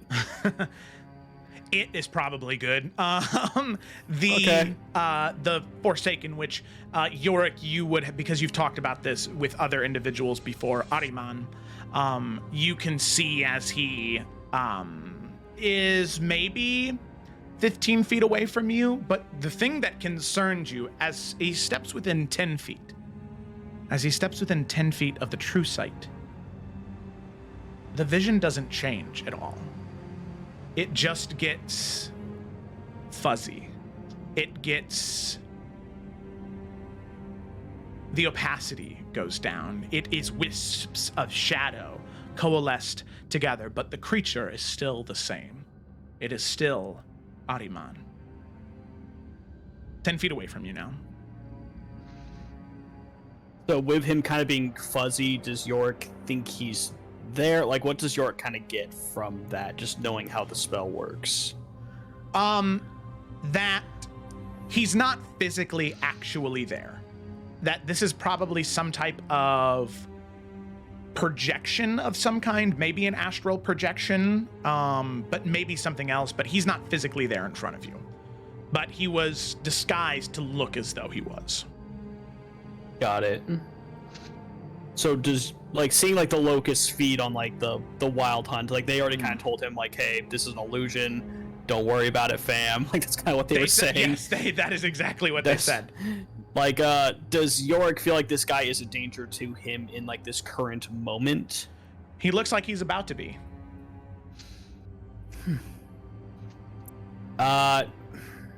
Man. As much as Yorick would love the opportunity, 1v1ing a Forsaken's a super bad idea. Does Yorick see somewhere else to go in this moment? Yeah. You can see as you turned your back to the Wild Hunt facing Ahriman, as you look over your shoulder, looking at the Wild Hunt that has now fallen to the ground, that are these vague remnants of what they used to be, still screaming in pain, these deathless creatures. You can see behind them is a small mote of light, and you can see what small amounts of power they still have, even though they're all lying on the ground being consumed by the spectral locusts. You can see all of them, their hands lay back, pointing towards the light. Okay. I think Yorick will look back to Ahriman for just a moment. I'm High Hunter of House Nasine. Not today. Don't even know if it'll be soon. But consider yourself hunted. And he will turn and run towards the light. Okay. Yorick, as you do, he doesn't say anything in response, but as you begin to turn and run, out of the corner of your eye, you can see his hand raise, and some of the locusts begin to shoot up towards you. And as you begin to run towards the light, seeing these locusts run or move towards you, what do you want to do?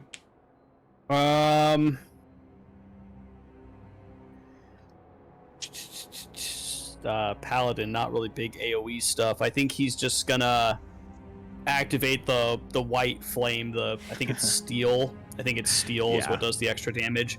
So I think he's just gonna activate the white flame and just basically kind of take a wide swing and just try to charge through, just burn or keep them away as much as he can. Go ahead and roll for damage. Okay, just purely damage. Just purely, yeah. They're not. You're not gonna not hit them. You missed them all. Fuck. All right, it's gonna take a second. You're good. I forgot to have it go to VTT, but it was 23 damage. Okay. Yeah, as you swing away, 20 was what you needed to not incur any damage. As you swing away, you're able to knock them away from you. The few that land on your armor, you can see you just kind of brush them off, as the large swing that you made in front of you and to your sides were able to knock most of the locusts away. As you reach towards that mote of light, you fall through, and you feel safe. But you don't see Nalfian. You don't see anybody. And Nalfian, for you, you don't see Yorick yet either. You are still alone, you just feel safe. And we'll get to what the two of you see in a little bit. But is there any immediate reaction Yorick has? I think he just kind of I think it would just be trying to get control of his breathing, because he was so kind of caught up in the moment that I think he just kind of wasn't for a second, as he was trying to determine what to do. And seeing these kind of fears and stuff that he's dreading will happen, I think he just kind of takes a deep breath and kind of leans over, and he just kind of tries to regain his kind of composure, basically just breathing. Mm-hmm. Yeah. Okay. Yeah. Alrighty. Good to know. So with that, we come to our last roll here. So we'll have a D4, and we'll just say even is for Lila, odd is for Twig. All right. Twig. So, Twig, as you step forward, you look to your left and to your right, and you see no one. Except the other two individuals, what they saw was they saw the stony floor of the mausoleum below them and 10 feet to their left and to your right, but you do not see that. Instead, what you see are castle walls covered in bramble and moss. A decayed land, a decayed keep. An area that was once regal and proud that is now dead and corrupted. Twig, as you look to your left and to your right, all you hear is your own breathing. There is no nature, there is no life everything here is dead. Except for every once and a while, you hear this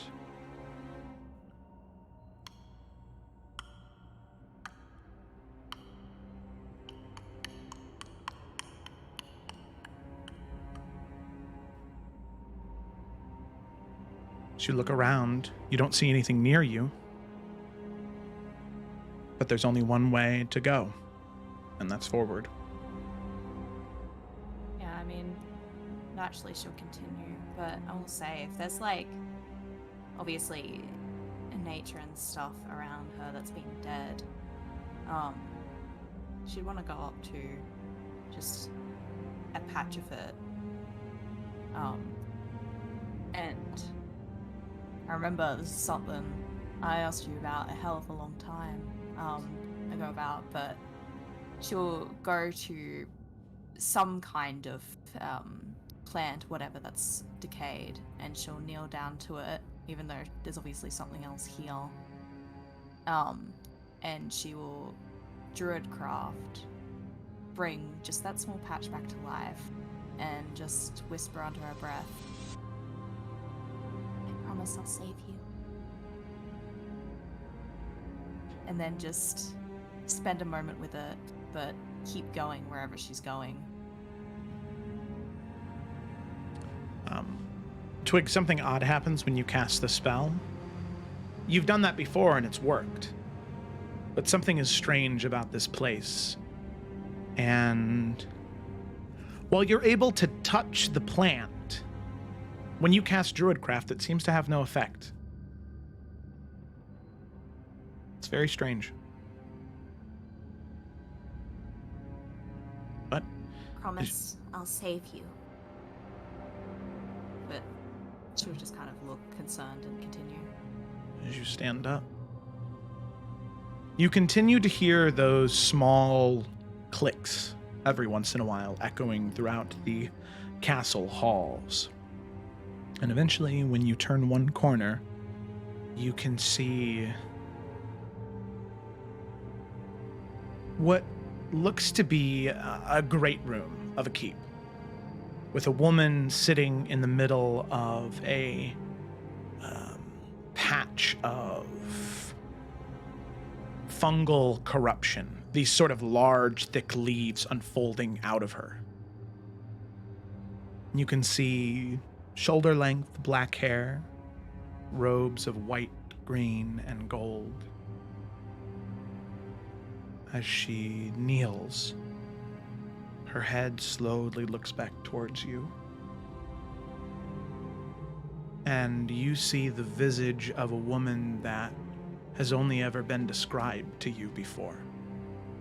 As you see this twisted, corrupted Elizabeth Forrester.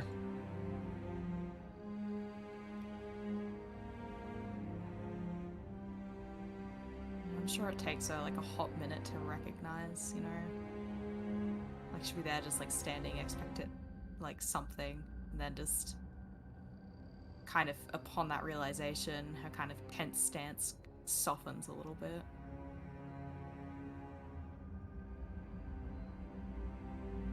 Mama?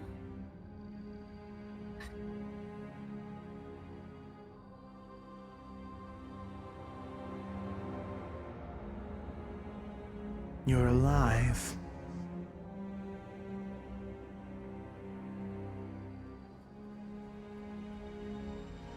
I am? Oh. Come here then.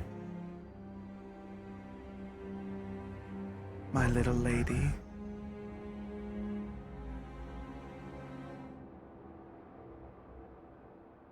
Stand there for a moment, not sure what to do, you know. Part of my mind's recalling obviously all the conversations about, hey, this place is dangerous. But I feel against better judgment she will go closer. I know you might be scared. I am too. But it's okay. We'll keep each other safe. I know I haven't been there. And I hope you understand.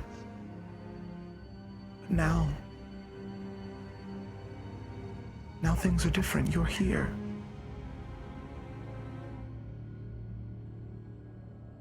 And now you can be here with me. I can't stay here, though. You know that?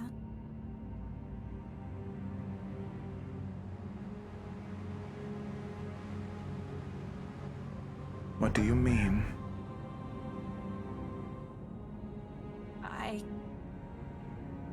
I can't stay here. You said it yourself, I'm living. This isn't a place where living things are meant to be, so I cannot be here.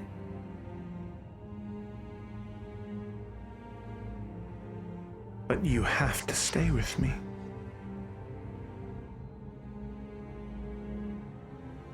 If you stay, we'll have each other. We can talk about all the things that we never got to talk about. We can walk throughout the castle halls all day and night. We can look at nature and fix it. But if you leave, there's no fixing it. I need you. I need you.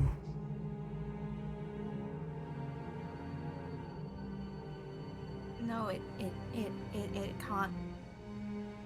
It can't happen. If I stay here, then none of this gets better. None of it.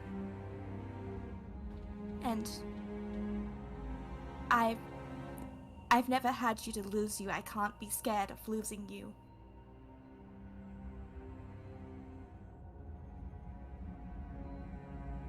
I'm just glad I got to see you at least.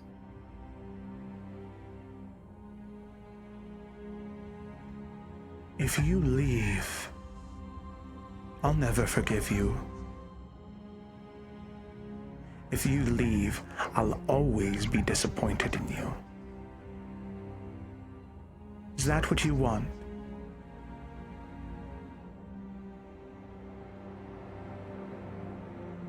No, Oh, of course. That's not what I want.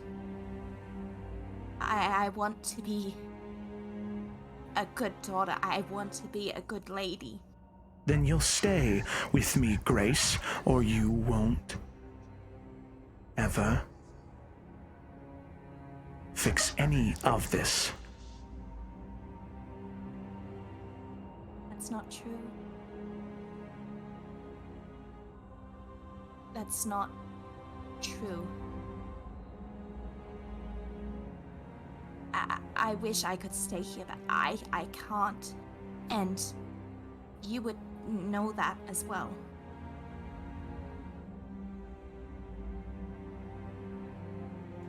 And I will fix things.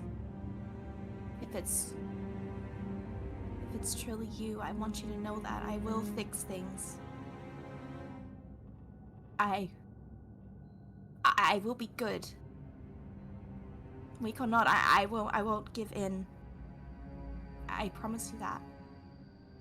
And Lila believes in me, the others believe in me, and so that's what matters, because I believe in them as well. And so I'm not gonna be afraid of what happens, because I don't have to be. Because you can't tell me what my spirit tells me isn't true.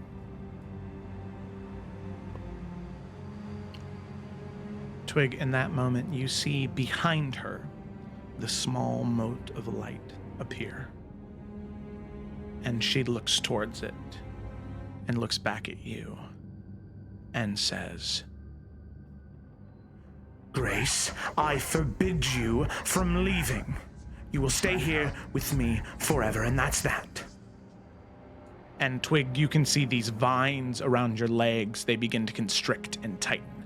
These, like, cordyceps-like fungi, they wrap around the vines and they stick to you. You can feel some of them begin to pierce through your skin. What do you do?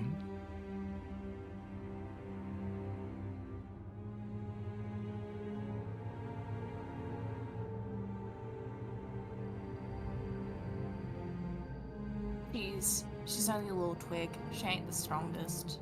But she will do what she can to start trying to break out of them. Okay. Gotcha. Let's have you make a... Actually, I'm gonna have you make a wisdom saving throw. Okay.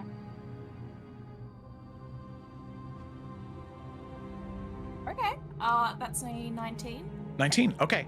As you go to take either your dagger or the butt of your crossbow or something, and you begin to try and break them, there is this weird resistance. And your natural knowledge of the world, this doesn't make any sense. They shouldn't be breaking this way. And as you think for a moment, you blink, there is this fuzzy apparition, this overlay that begins to fill on top of where you're at. As you begin to see underneath your feet, it's not mossy cobblestone, it is solid stone floors, the same ones that you saw before you entered.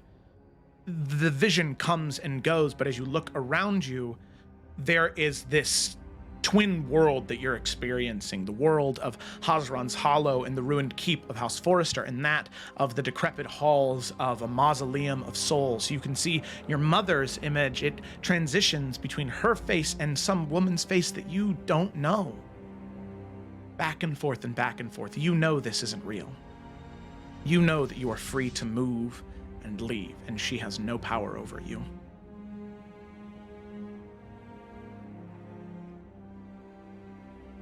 She will make that realization, and stop the kind of resistance against the grasping force that she was doing.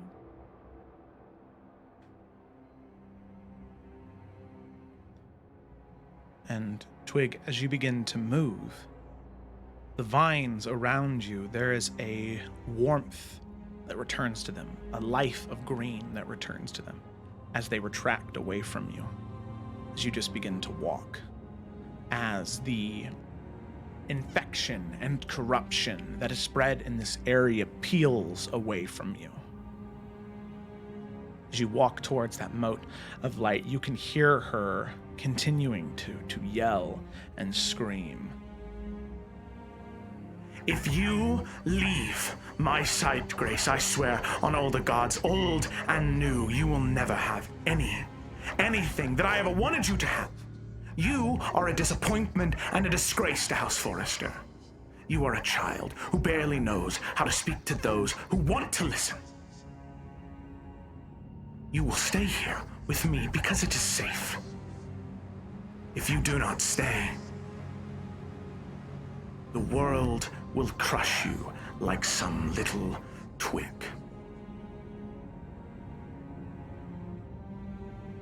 Sorry. I'm sorry for all of what this is. But I still have to thank you for showing my mother. And I can't stay here. None of that, what you said, is going to happen because Lila believes in me. They believe in me. And I'm not Grace. I am Twig. And that is who I will be. And she'll go to the moat. Okay. As you reach towards that mote of light, you are pulled forward and away from the twisted image of Lady Forrester. As you step through, you fall into a patch of mushrooms in some deep, dark part of the forest. You can tell this is Hazran's Hollow. And you can see all around you, there are these creatures. Humanoid in body and build, but you can see their arms, their legs, their faces are covered in this fungal corruption. You can see they have no eyes, ears, or mouth. It is just this crown of fungus. And you can hear now that clicking, that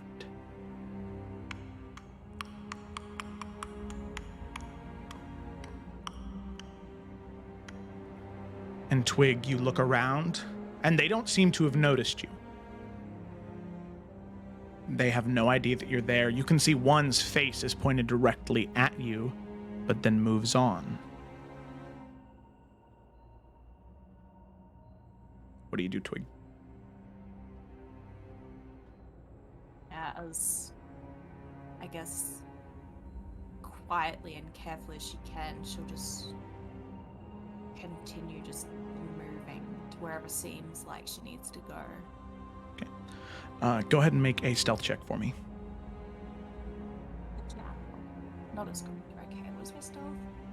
Okay, that's an 8. 8 total? Yeah, I rolled a 3. It's a bit awful. So yeah, immediately as you step up from the pile of fungus that you had landed in that has softened your blow, as soon as you step up, you hear this crunch. As you look down below, there's a small twig that you step on and break beneath your feet.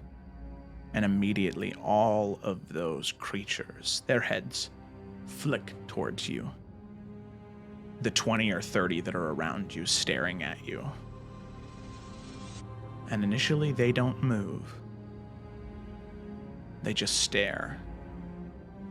And you can see this pod, maybe 50, 60 feet away from you, grow in size and eventually burst, letting out this green toxin all around it, as you see a woman step from it.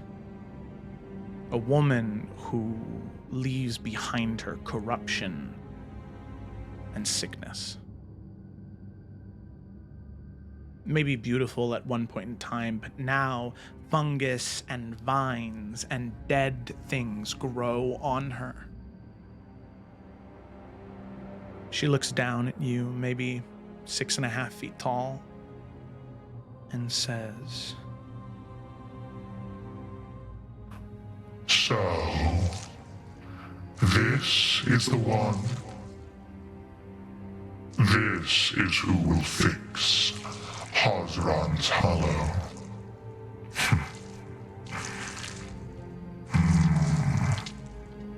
You couldn't even make it out of here, could you? Too weak, too clumsy. It's a shame.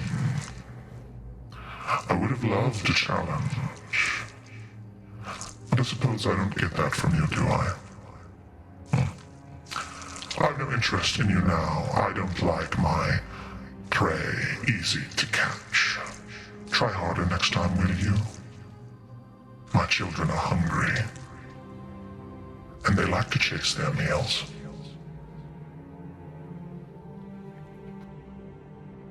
and she just steps out of the way.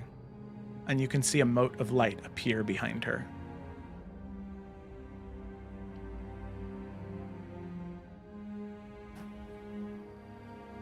Before you go through, though, I want you to understand one thing. You should be ashamed of how easy it was. You should feel bad. That's it. You may leave now.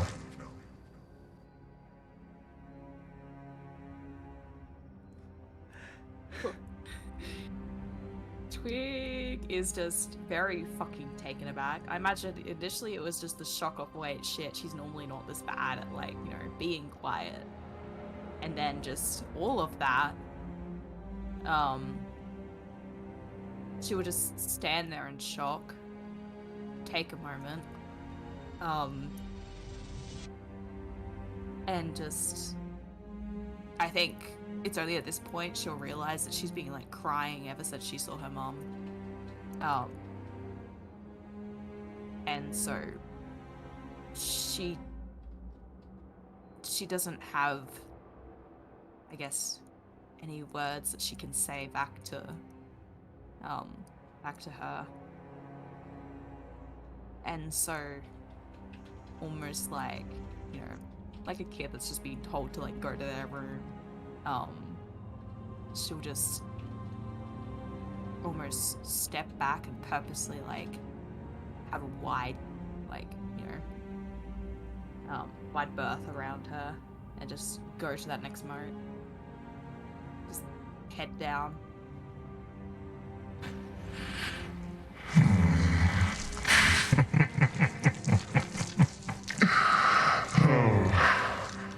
Pathetic. As you eventually grab onto the moat and disappear. As you do, you fall, but you land somewhere safe. There's no sign of Yorick, there's no sign of Nalfian, there's no sign of Lila or Eurydice, but you land and you feel safe.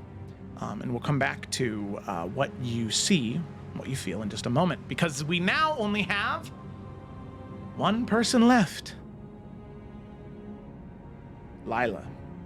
As you step forward, you see what Nalfian and Yorick saw. The immediate 10 feet around you is the solid stone mausoleum flooring.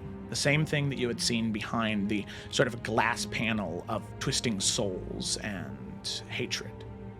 Outside of that, though, you see the long, wide, opulently decorated, arcane rune inscribed halls of the college. As you step forward, you know exactly where you are. In the halls of evocation. As you step forward more, you see whose classroom you stand in front of.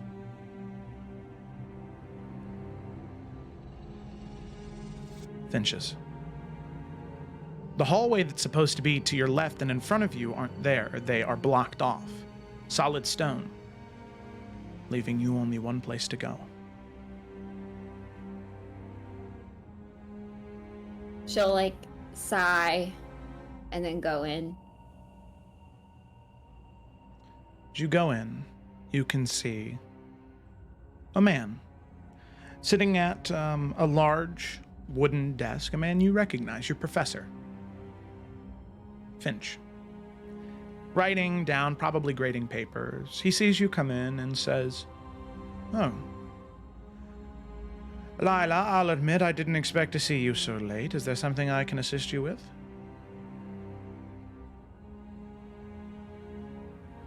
She's like really puzzled. She'll say, "Yeah, I'm a little lost. I'm trying to get back to the teleportation circle, but things are blocked off. Why is that?" Honestly, I haven't got the slightest idea. I've been here for quite some time, just wandering the halls of the college, and I haven't yet found it. Needless to say, I'm quite as confused as you are. She's gonna like look around the room. I know she can like see the 10 feet in front of her, but she doesn't see anywhere else she can go. It was like literally a straight shot to Finch. Mm-hmm.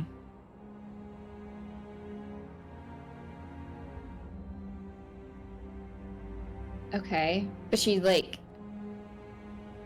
what she'll do is she'll just start to like get closer and get him in that 10 feet so she can tell if he's real or not. Because now she's worried he's dead. In sharp contrast to what everyone else has seen, where they get close enough to that individual with the true sight.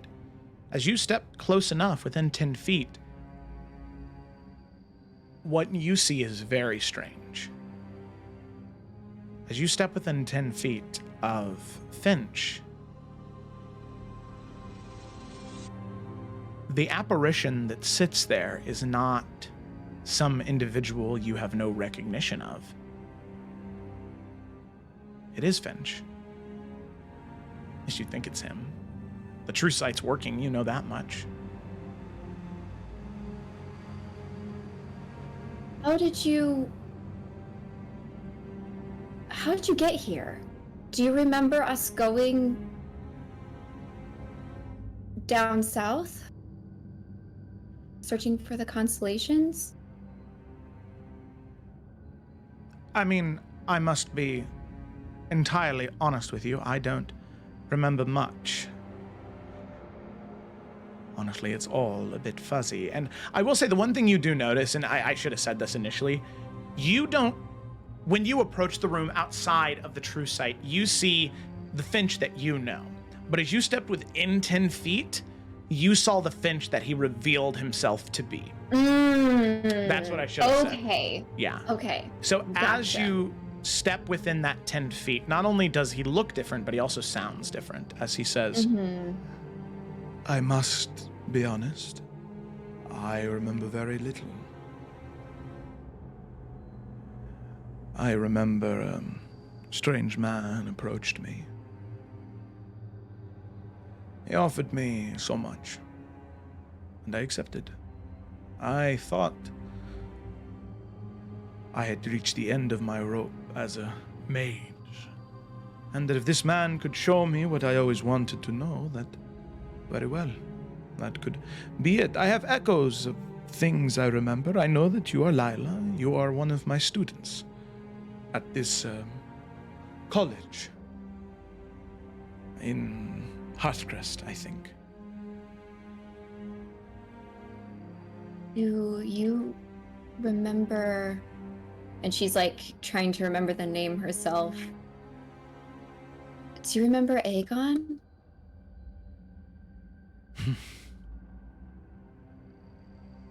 I do, yes. Can you tell me about him? Oh. Would words suffice, I suppose, is the first question. A traveler from Thorol. I met him in Telkisha, I believe. I've never met someone I bonded closer to. For years we traveled Calderos together. We learned the ancient secrets of the buried tombs. We rode on the backs of the beetles of the Cartesian clans. We saw the wonders of the world that Cartesia held. But sometime after our marriage, that is when I was approached by that strange man with promises of power. Not power, but more. And even though you were so happy with Aegon, did something happen where you felt like you needed more power? Did something happen to Aegon?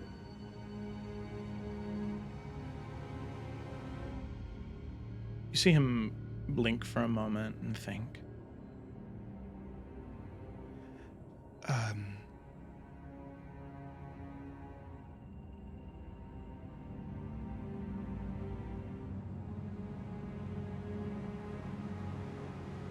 Maybe. I don't. And you see his eyebrows furrow. Don't remember.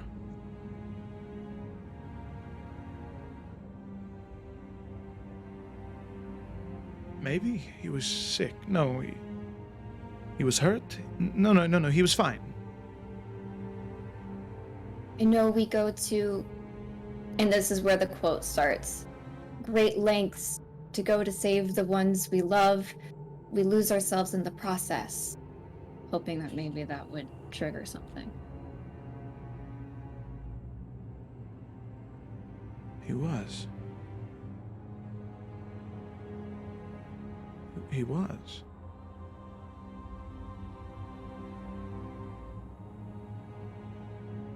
How could I have forgotten?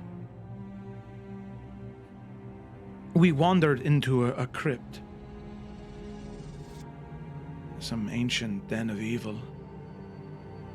There were a few mercenaries we hired to go with us.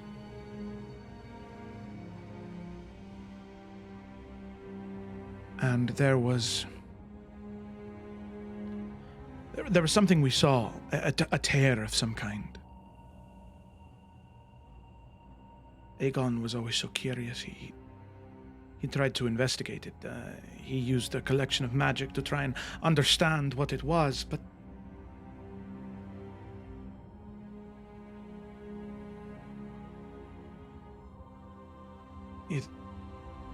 It hurt him. It corrupted him. There was this ichor that seeped into his skin.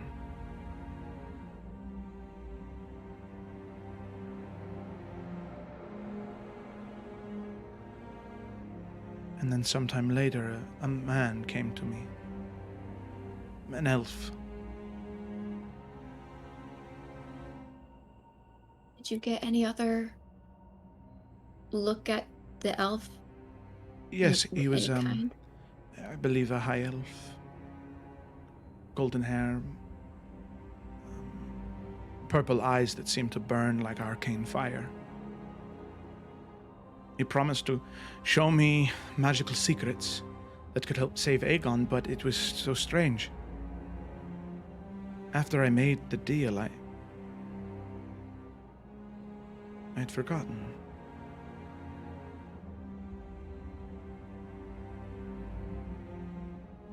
Did he give you a name at any point? No. He just said that my master would show me everything I needed to know. And after that, the rest is a bit of a blur. Parts of it trickle to me, time to time, but in all honesty, I feel as though I've lived too long. And I've done so much.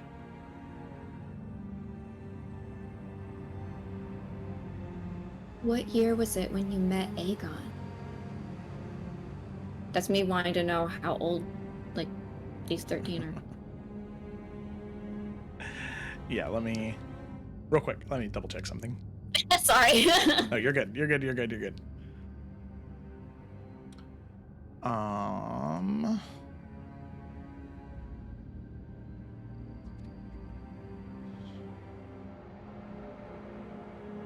Okay.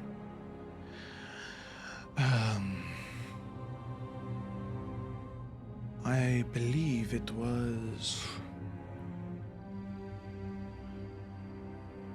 There was a great catastrophe that we lived through. It was something the scholars at the time were studying, I myself included. The planar magic that kept powerful divine creatures away from the material plane shattered. And there was a time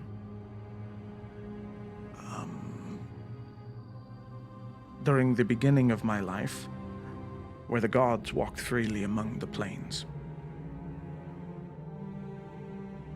But shortly after that, it was closed. Before I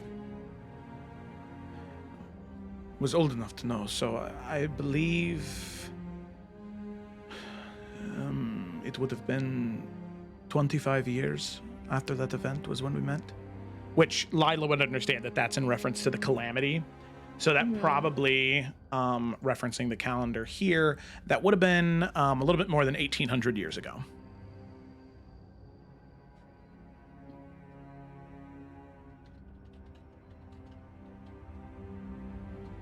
And she's going to then reach out her hand to see if she's able to hold his hand, or if he's like, if she's going to go right through him. No, it's strange. You don't go through him entirely, but kind of like, what's the word? Like a trampoline, you can put pressure, and like you bend his hand around yours. So there's contact, there's resistance, but you don't phase through him entirely. Yeah, it's not normal.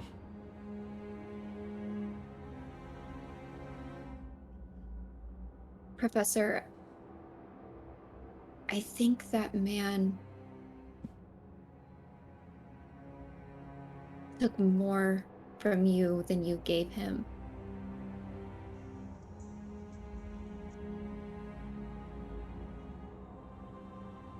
I'm gonna do my best to bring you back. Because you're not gone, you're not dead. But you seem to be split. Almost like your true self can't reside in the vessel you're meant to be in.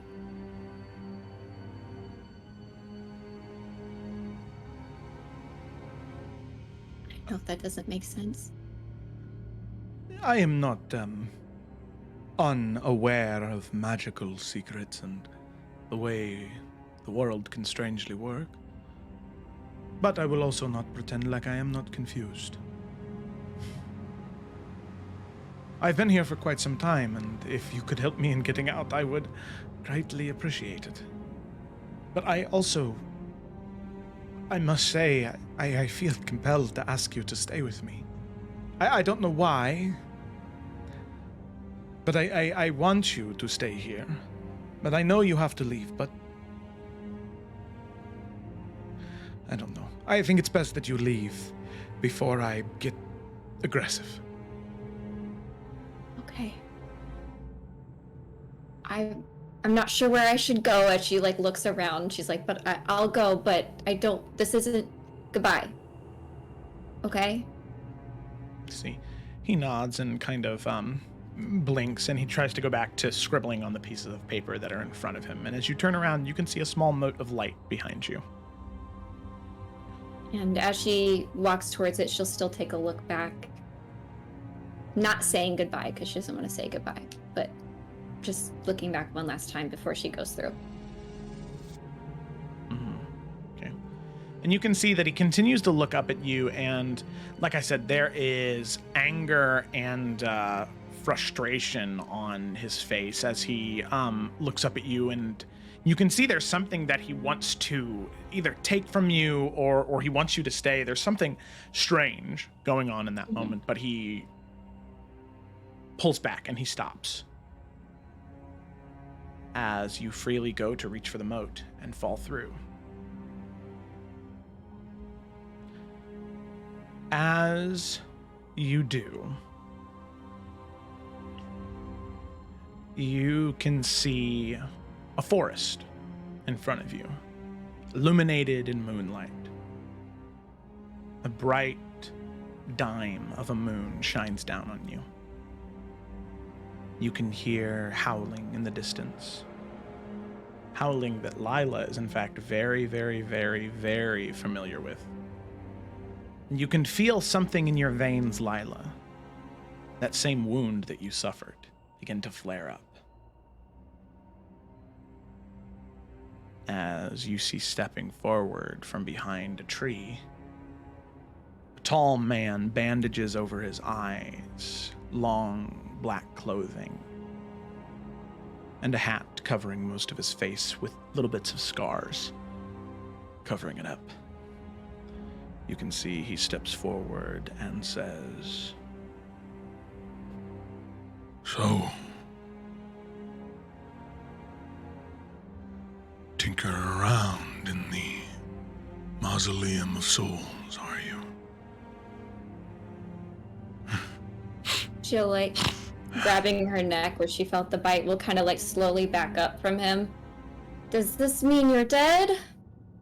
Or about to be dead? Neither. I've got your scent, Lila. And the wolves are on the hunt. You know what I also smell on you? as he takes a few steps forward. She kind of continues to back up. Lilac and gooseberries.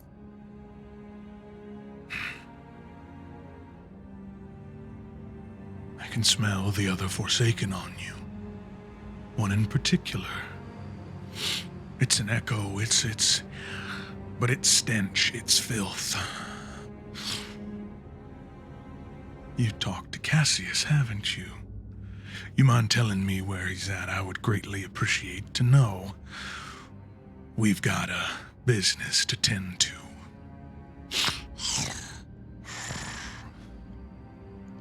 Nope. I just saw.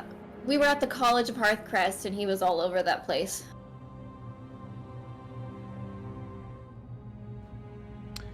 Lila, you can hear a few wolves howling behind you, and they're closer. As you look behind you, you can see maybe 15 feet away, there are these 3 large wolves, dire wolves, that loom behind you as Parido steps closer. I want you to know something, Lila. I used to be a man of faith. I did. I saw the light and its brilliance. But I realized something.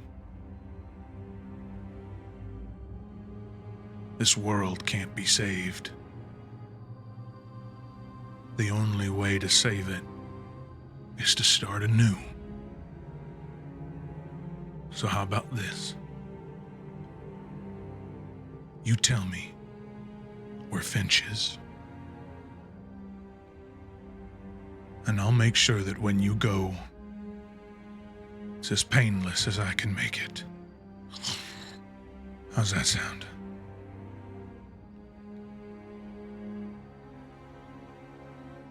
So you gave up.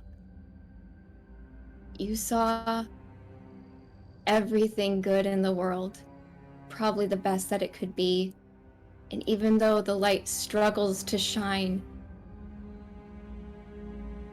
you let it die.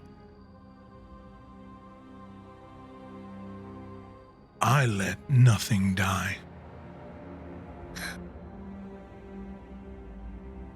The light gave up on the world, and now the world needs to start anew. This is your last chance, Lila.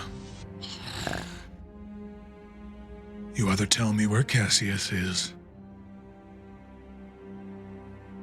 or it ends here.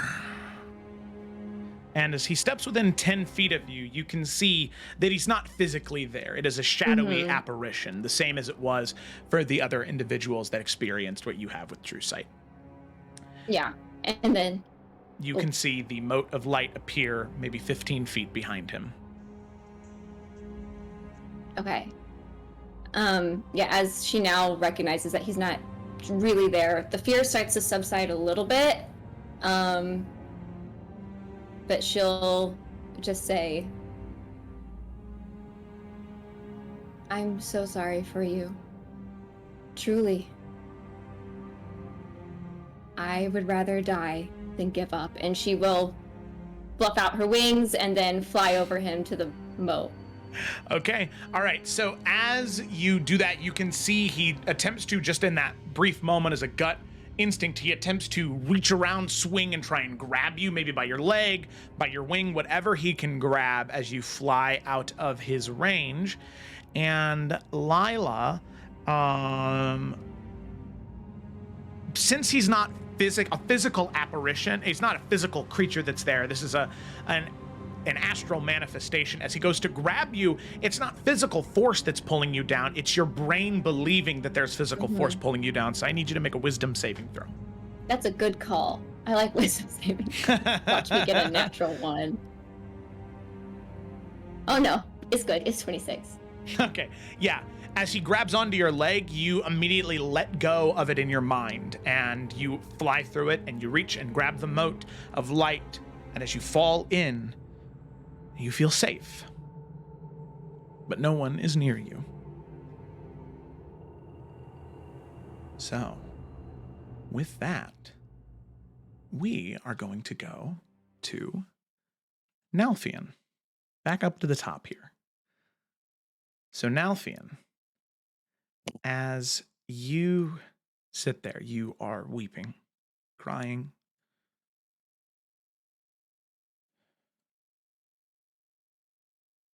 You hear a voice echo out in front of you.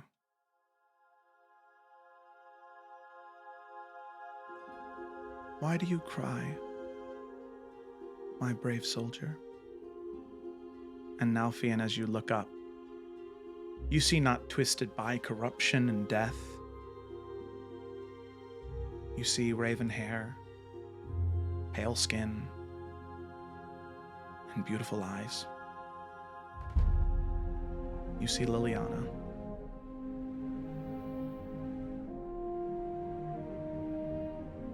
Is that really you this time? I don't know what you mean this time, but it is me. He's immediately gonna get up and try to hug her. Yeah. She hugs you back. He's gonna like take his hands and just kind of like hold her face because he's like, I didn't think I would ever get to see you again. Not like this. I'm not going to lie to you. I've spent so long wandering this place, wandering the fields of Elysium, trekking back and forth between every stretch of land where souls can go. I thought something awful had happened. But the best thing that could have happened happened. You lived.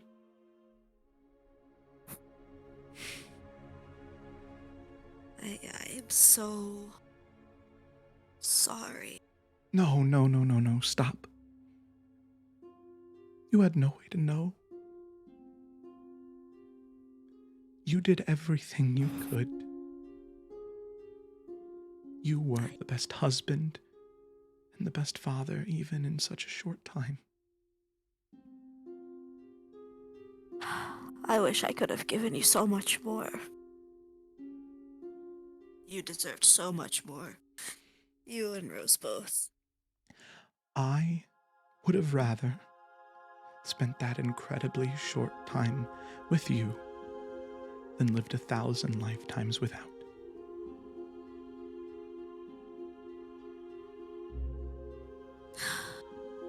He's just gonna like rest his forehead against hers.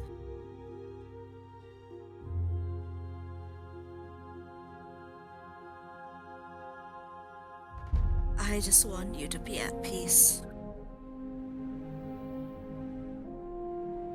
Now, we can be, knowing that you are still out there. And look at you. I can see you haven't stopped those daily workouts. Funny. It's funny. I love you. I love you so much. I love you too, Nalfian. And she kisses you. And then you can hear a small voice say, Dad?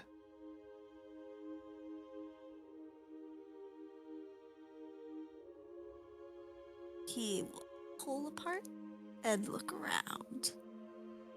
As you do, you see a small, half-elven girl, no older than 6 or 7. You can see she has the eyes of her mother, but long white platinum hair and pale gray skin with a small trace of purple.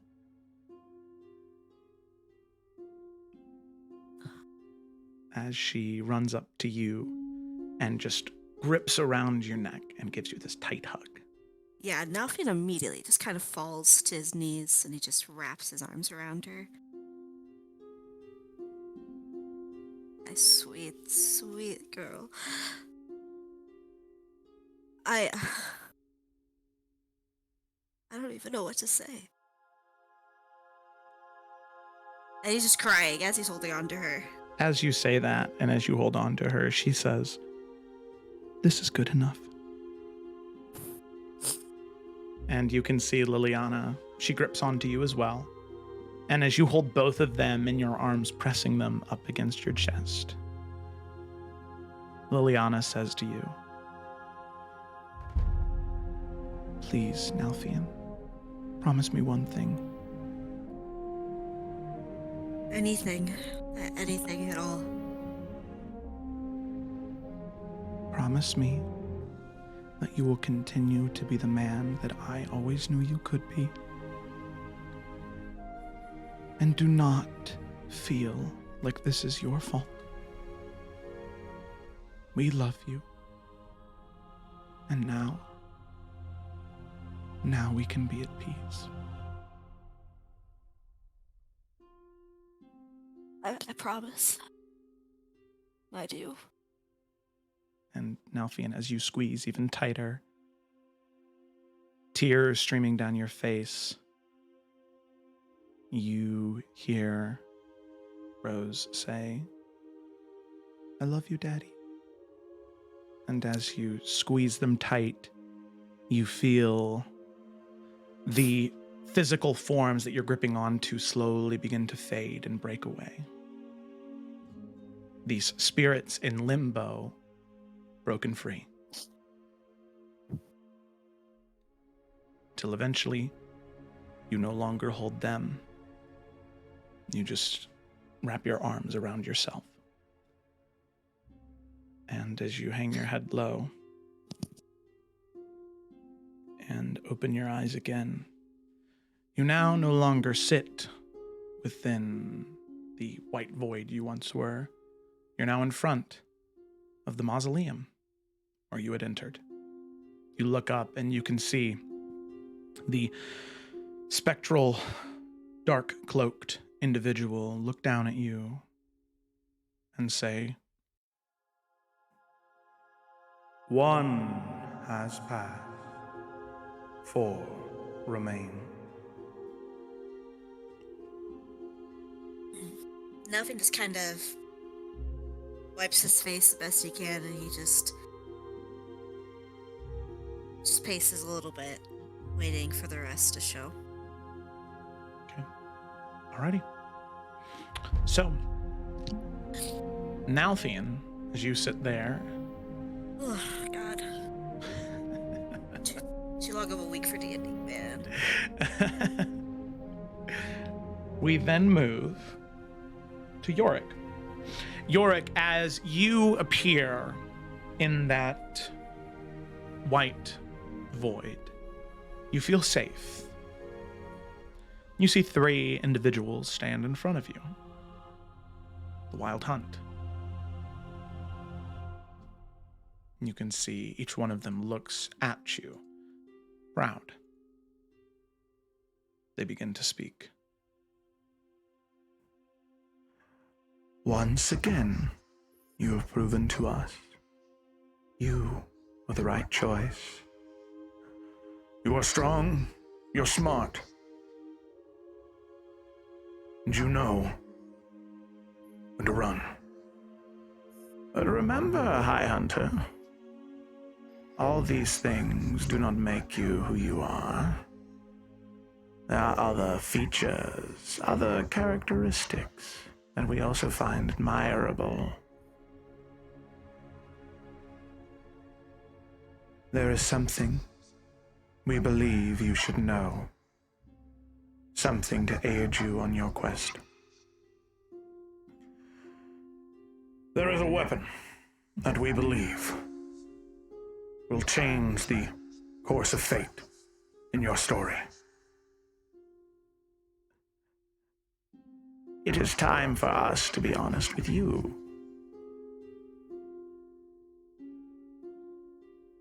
To a degree, we thought you would be the last High Hunter, Yorick. The weave, the pattern, fate and destiny ended at a stop to a certain point for us. Nothing more was visible.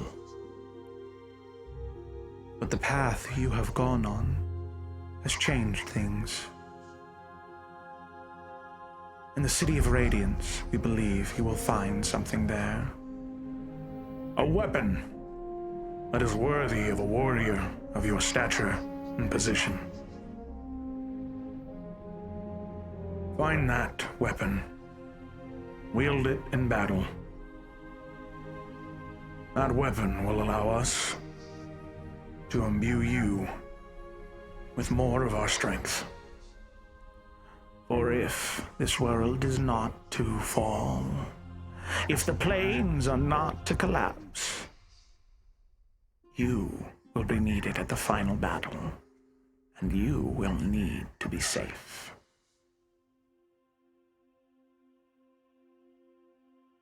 Take this knowledge, High Hunter, and use it well. But, should you have one question you wish to ask of us, if we know the information, we will answer it honestly. Which you should know is quite rare for us. Oh, one question. Fuck.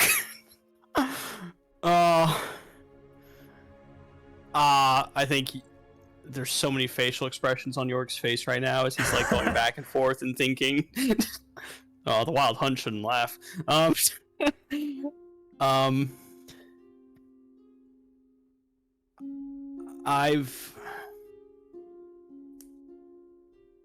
You spoke about being honest with me, and I think I need to be honest back. You know, I try hard. I think everyone knows that. And, you know, I'm just constantly just going forward despite, you know, whatever setback we had and stuff, and just... I'm scared.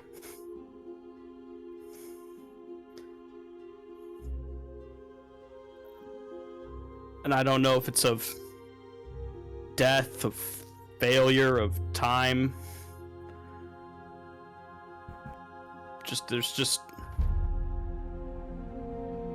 It just feels like there's so much on me right now, and I'm trying. And things weren't perfect, but home was good. You guys were great. Witness.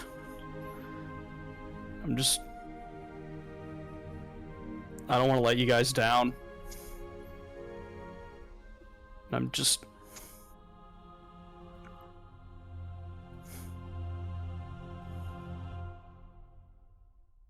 thank you. I just needed you to know that. You can see all three of them look to one another, and then return to looking at you. Yorick Nasine, of House Nasine, High Hunter. Fear. You should have no shame in fear. No shame at all. Fear is natural.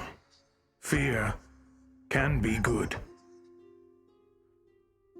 You shouldn't let fear control you. But the fact that you are afraid, that is very good. The Dark One will stop at nothing to see you and your companions and others like you destroyed. He will stop at nothing. Cities will fall. Millions will die. With nothing you can do to stop it. Fear is reasonable. But do not let it control you, Yorick. You are doing everything that is possible for you to do. And you will continue to do it.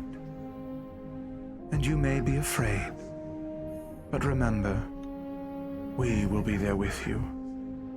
We will fight by your side, and your companions will as well. Many, many, many out there will not let the Dark One take them so easily. So be afraid, but do not fear for your life alone.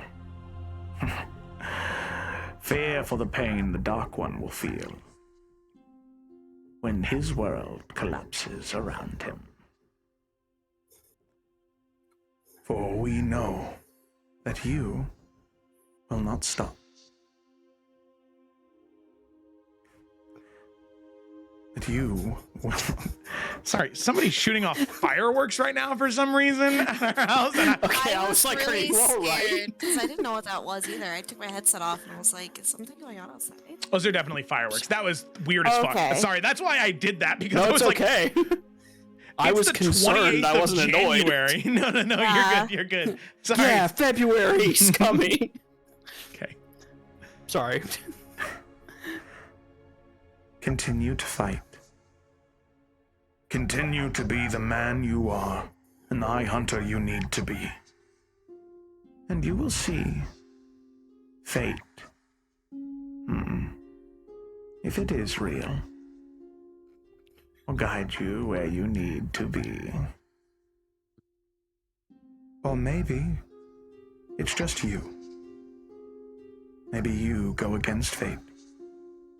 And maybe that's for the best.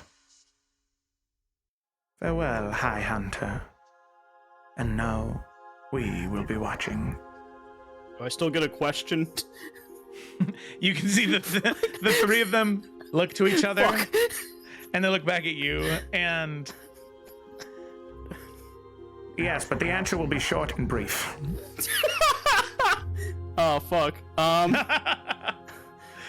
So this might not work for the question, but it's what York would ask. I know she's different,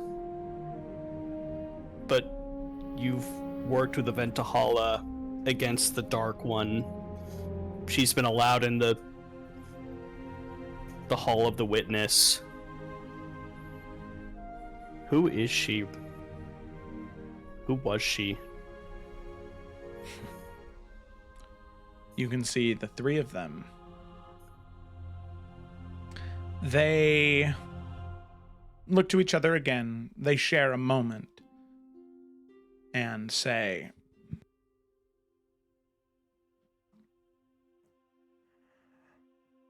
Aventahala was once a denizen of the lands of Macavia. At one point in time, she even worshipped the Wild Hunt.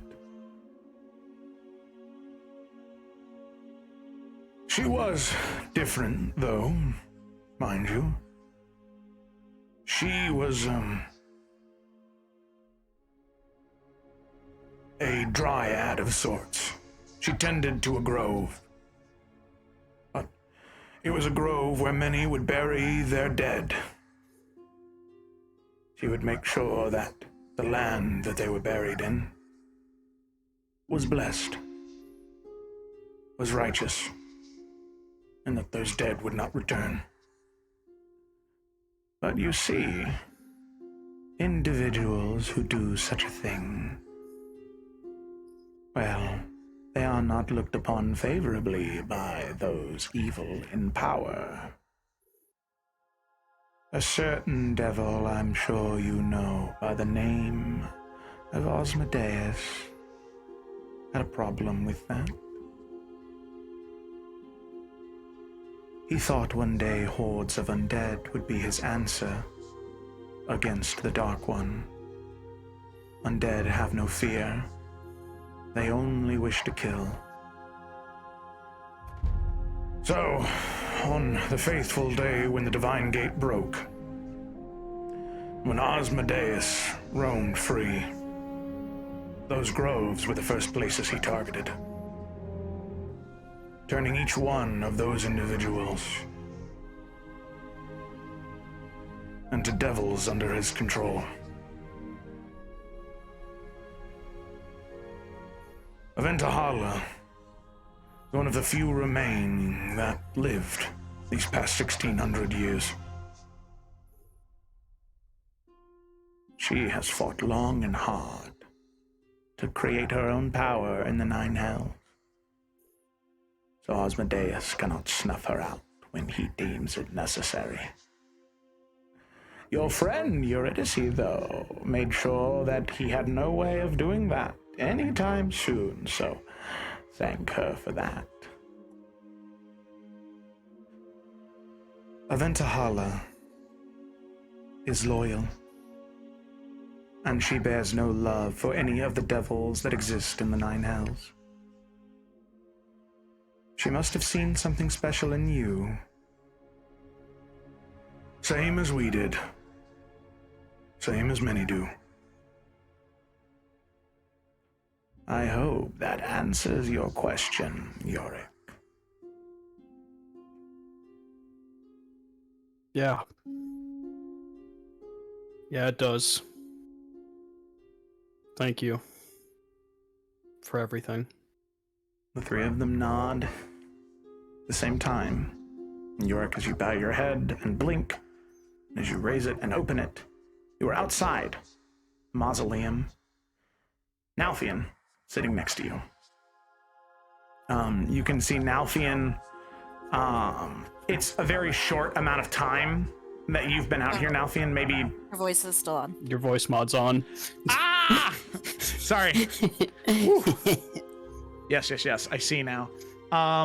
So you can see that Nalfian is out there. Nalfian, you've maybe been out here for 5 minutes, but Yorick, as you do step out and you are here, you hear the cloth specter in front of you say, Two have emerged. 3 are still entombed.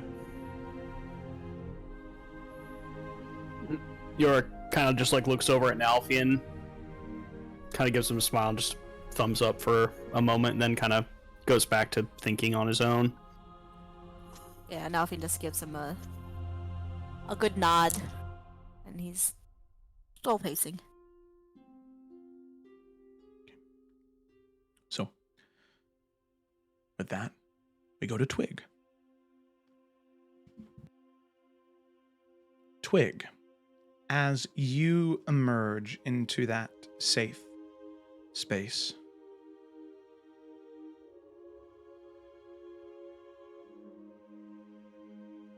you can see there is a woman there. A woman that you had seen just a short while ago, but this woman is so different.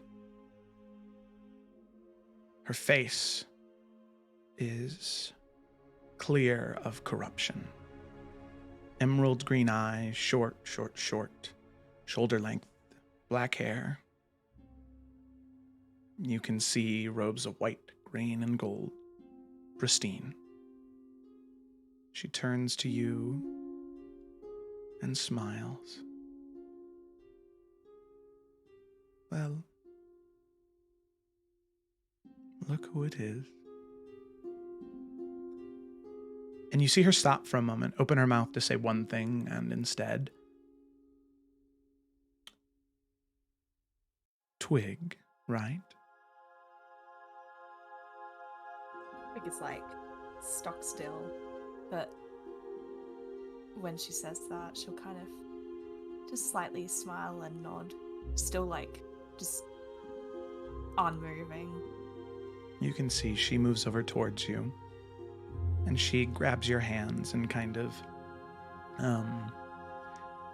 looks down a little bit towards you. She's just a little bit taller than you. And she looks down holding your hands and says, "Look at you."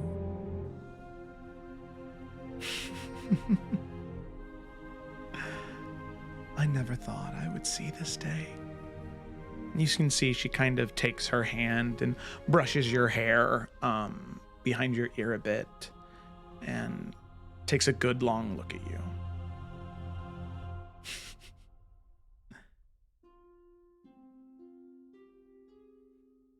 You're beautiful.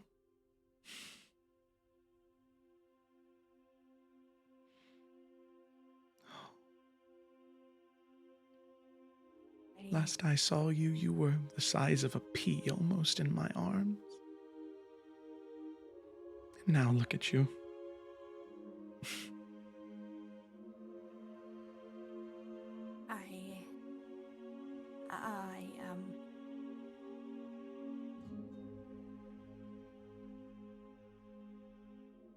kind of just like faltering on what to say, especially like, you know, just running into completely blanking on the name.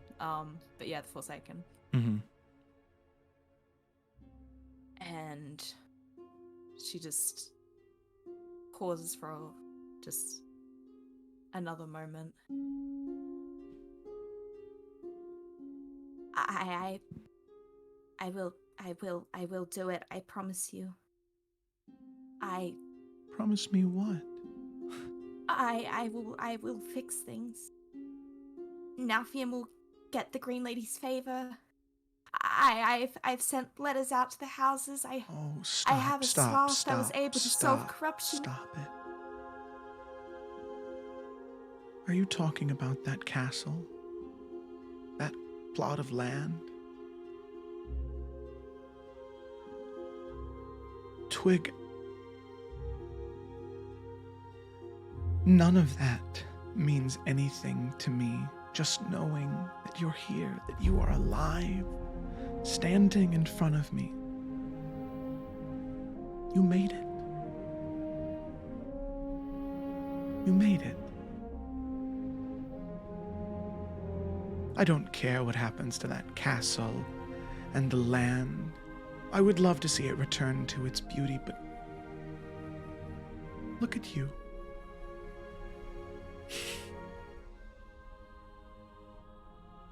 You are perfect. You're here. That's all that matters.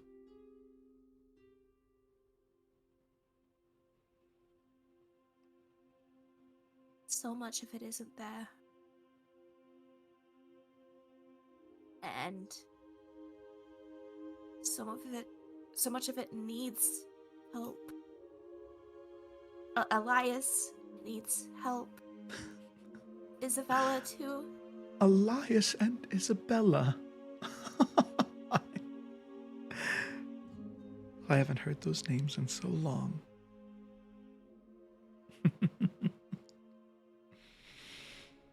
Well, then you're in good hands. And this Nalfian? Who's he? The wish of the Green Lady. Wait, does my little Forester already have a knight? And 2 squires. And 2 squires, look at you! And she just starts laughing. Still like just tears just streaming down her face. See, she brushes some of the tears away with her thumb.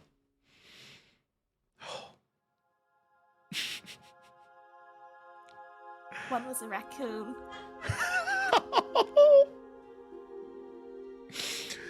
You know, actually, I don't know if Elias would tell you this, but the first thing I knighted under my rule was a blue jay. He was so brave and valiant. He would bring me fresh berries every morning. Well, I feel that he's a little bit different. I think Nalfian still needs to, well, train him, I suppose. Oh. He wouldn't, give berries. He tried to, well, he did steal sandwiches off one of the priests in Raven Rock. Well, he is a raccoon after all. I guess I can't blame him, but But he is good.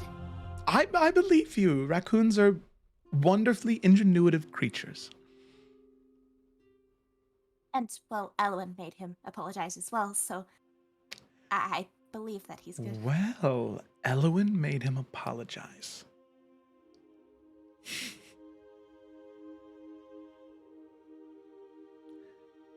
It's good to know that Naluvir's been looking after you in what little ways he could.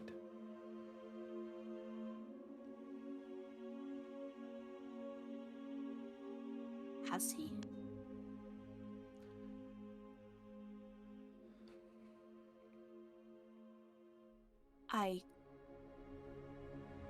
He was at your grave. That's the only time I've seen him.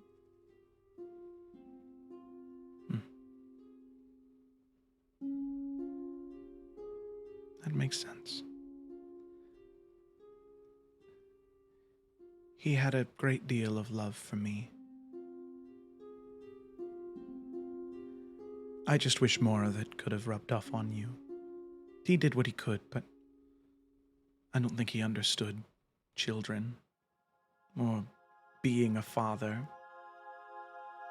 He was a fae. He knew what beauty and love was. But being a parent, he tried. And so I'm glad to know he did what he could, and that Elowin now watches over you. He did what he knew.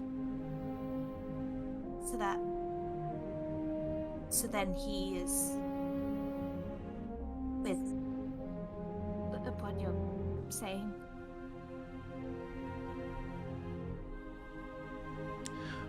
Whenever someone visits my grave, there is a moment where I can feel them there. And I haven't felt Naluvir since I felt you.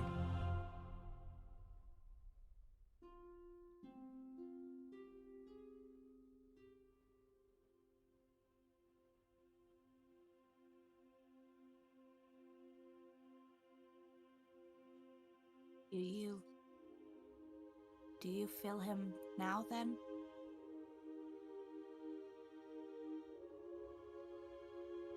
No. I don't.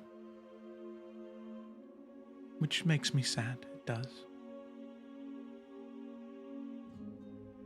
But what makes me feel even better is that my little girl, my Twig, which is just the best little nickname for you, the best name for you. Much better than the other one, if you ask me. It's a name you chose.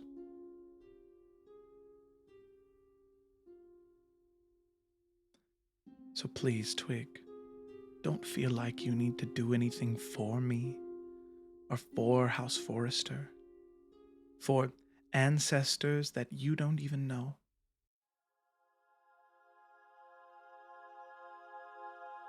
Make choices for you.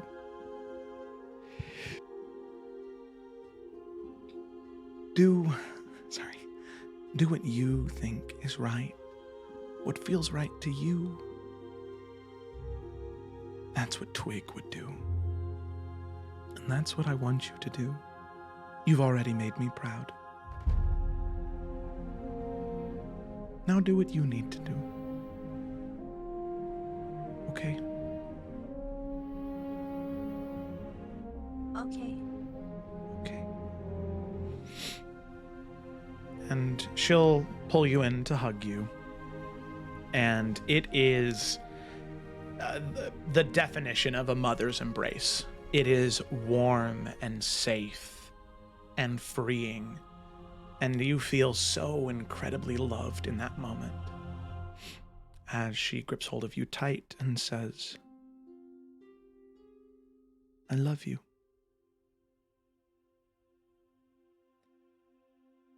I love you too.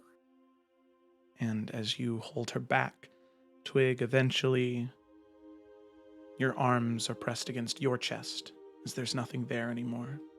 As you open your eyes, you appear in front of the mausoleum, Yorick and Nalfian next to you.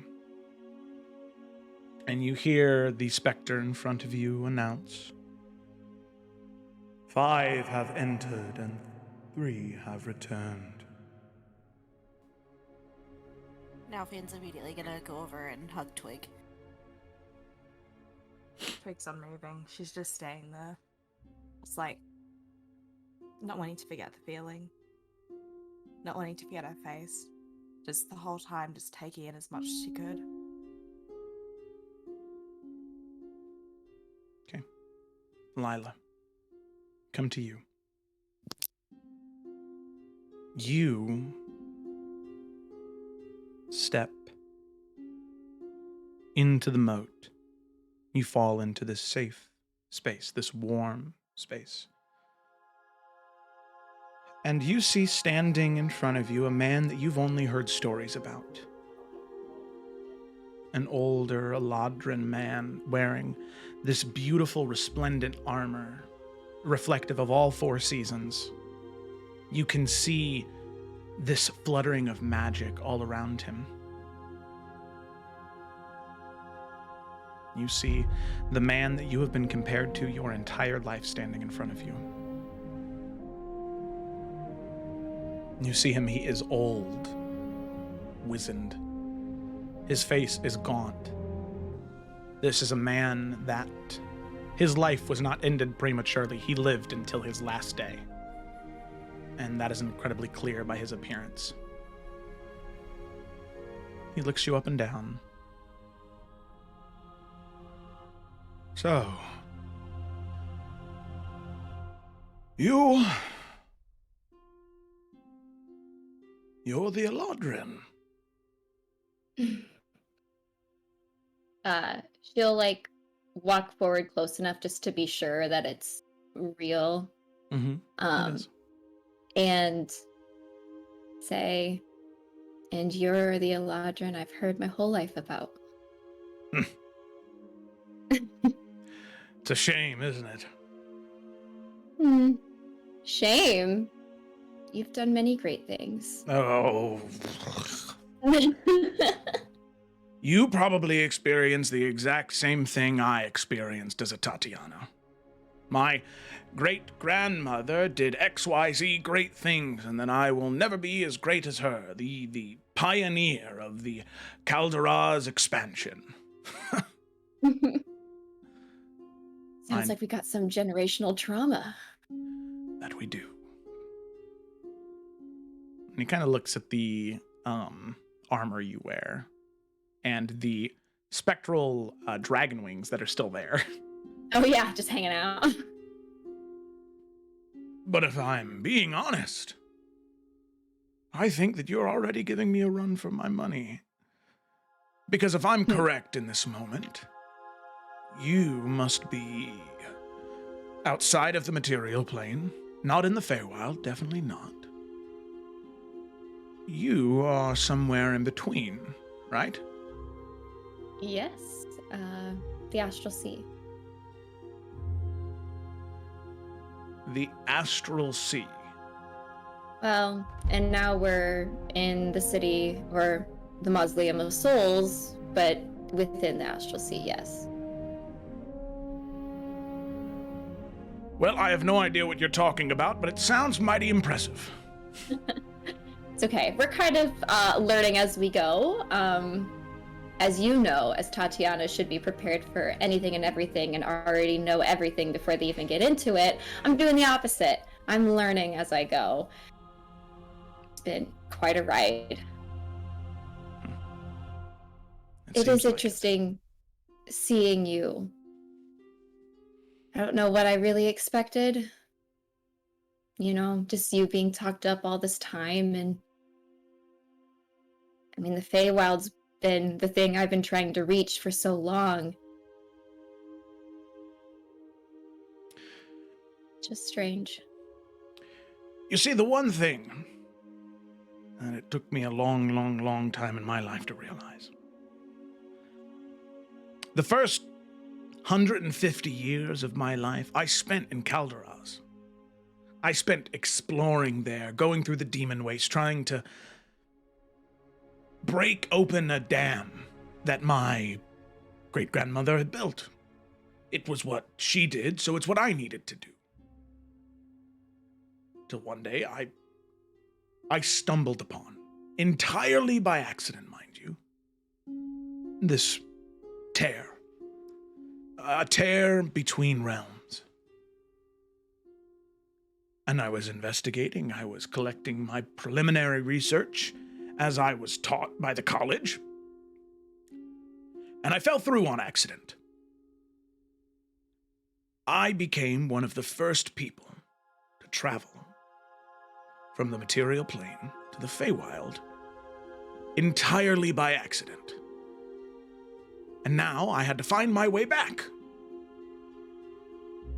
Which again happened entirely by accident. But I learned something in those moments, how the Feywild works, what creatures exist, what the magic feels like in those two places. And from there, I was able to much easier devise my hypotheses and magic and artifacts to create this travel between these two places.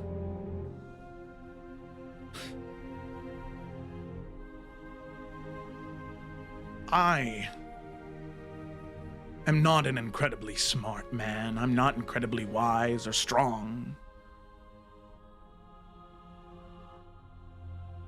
But I trusted my instincts. And I followed the path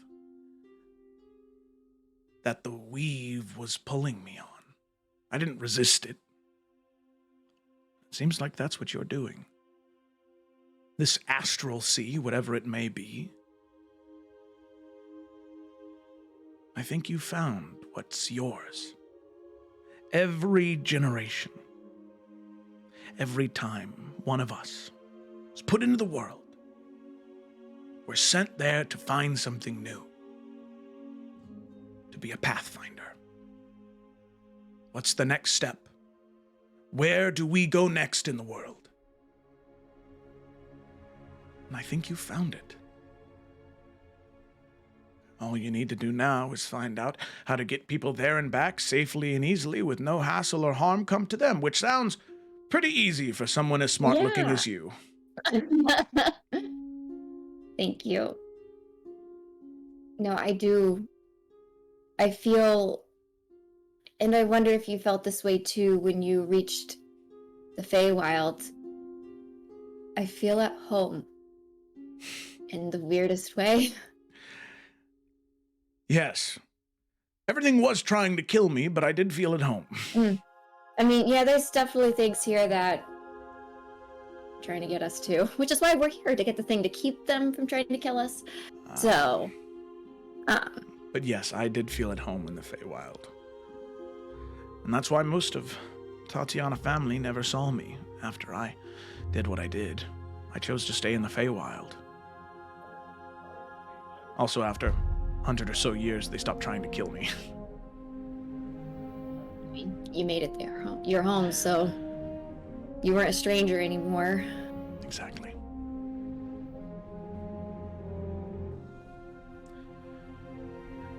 So... Again, it's just strange, but that's really, in the weirdest way, great to know. I have a sister too. I don't know if you have sight on our family, but she's really struggling to find herself as well. I wish she could be here. I think that's the one thing so many people refuse to acknowledge about themselves. You don't need a special kind of blood, blessed knowledge at birth, supreme talent at some feat, gifted to you by the gods. You just need to trust yourself. Believe that what you're saying is true. And if you follow that path, follow your instincts, and follow what you believe the world's trying to get you to do, you'll find your path. Don't try and mimic somebody else. Be you. I'm sure you heard it 100,000 times in school, but then you also have your parents, your family members breathing down your neck. You have to be like your great-grandfather. Mm-hmm. Actually, I think we're kind of similar, but not in the way they think we should be. I don't know what you're talking about. I don't see it at all. Okay, well. He chuckles. Guess that's just me. Yep, you're on your own island there. I think so. Well, it was wonderful being able to finally meet you, Pathfinder. It was very refreshing. And she will, if he's open for a hug, she'll give him a hug. Yeah, he will. And as you do, you kind of like, as you make contact with his breastplate, there are just like leaves coming off of it that kind of like mush in your eyes. And Yeah, she's like, all right. Ugh. Oh, sorry about that. It's okay. I have a lot of hair, so. Yeah, and you can see brushes some of your hair is curls out like, of his- yeah, some of your hairs are twisted around the armor. Oh no, it like pulls away and it's like. All right, here we go. All right. And you can see that as you pull away with a smile and a wave, the apparition in front of you slowly begins to fade as you appear outside of the mausoleum with your 4 companions near you. You look to them, you smile. But you can definitely tell that Nalfian and Twig not having the greatest time. I'm assuming Yorick's expression is probably pretty neutral, kind of happy. He's on the happier side for sure. So you can see Yorick is matching your energy and intensity to a degree, but Twig and Nalfian are definitely quite a bit lower. And you hear the specter above you. 5 have entered and 4 have returned. 1 more lingers. 1 more is tempted to stay. And all of you wait for a moment, because after Nalfian came out, Yorick came out a couple minutes later, and then Twig a couple minutes later, and Lila a couple minutes later. But it's probably been 10 minutes now since Lila came out, and there is no sign of Eurydice. As the 4 of you look to each other, you look back to the ship that's still behind you. You worry about what this means and what you might be able to do to help Eurydice. But on that note, that is where we're going to go ahead and end tonight's session. So that way, because it took us darn near 4 hours to get to this point, it's perfect. So that way we don't have to go back and flashback anything. And this way, because it's very, as you can tell, it is important if you decided to use True Sight or not, because it makes it a little. Oh, I almost fell. It makes it a little bit easier. So I'm standing up. I've been standing for a while, so my feet are really starting to hurt. My center of gravity's whacking out. So that'll work out really well. So we will be back next week. We will not have Ryan next week, but we will have River. So that will work out okay. I believe that next session will probably end up being a talkie talk session until you guys get to the City of Radiance, because obviously now we can't get too deep into the City of Radiance without Yorick. Whoops. Woo! No, that's all good. All right. So thanks so much for watching, everybody. Hope that you enjoyed. Be sure to tune in on Tuesday for the continuation of the Adventures of the Salamander Coast. Oh, wait a minute. Be sure to tune in tomorrow for the opening preliminary pilot episode. It's not pilot. There's definitely going to be episodes after that. But the first episode of Beetle Campaign, titled Buried Time, a Cartesian Campaign. Yep. Since I got my teleprompter here, it's finally caught up to what I was saying. So thanks for watching, everybody. Be sure to tune in tomorrow at 7 p.m. CST, the same time that Everin starts and SC starts, for a wonderful desert-themed campaigns with some familiar faces and some long-time friends. So thanks for watching. And if not on those dates, we'll see you on Wednesday for the aftermath of the Oberyn fight from the Tales of Everin, or we'll see you again next Saturday for the continuation of the Isles of Iverion. Thanks for watching. We'll see you next time.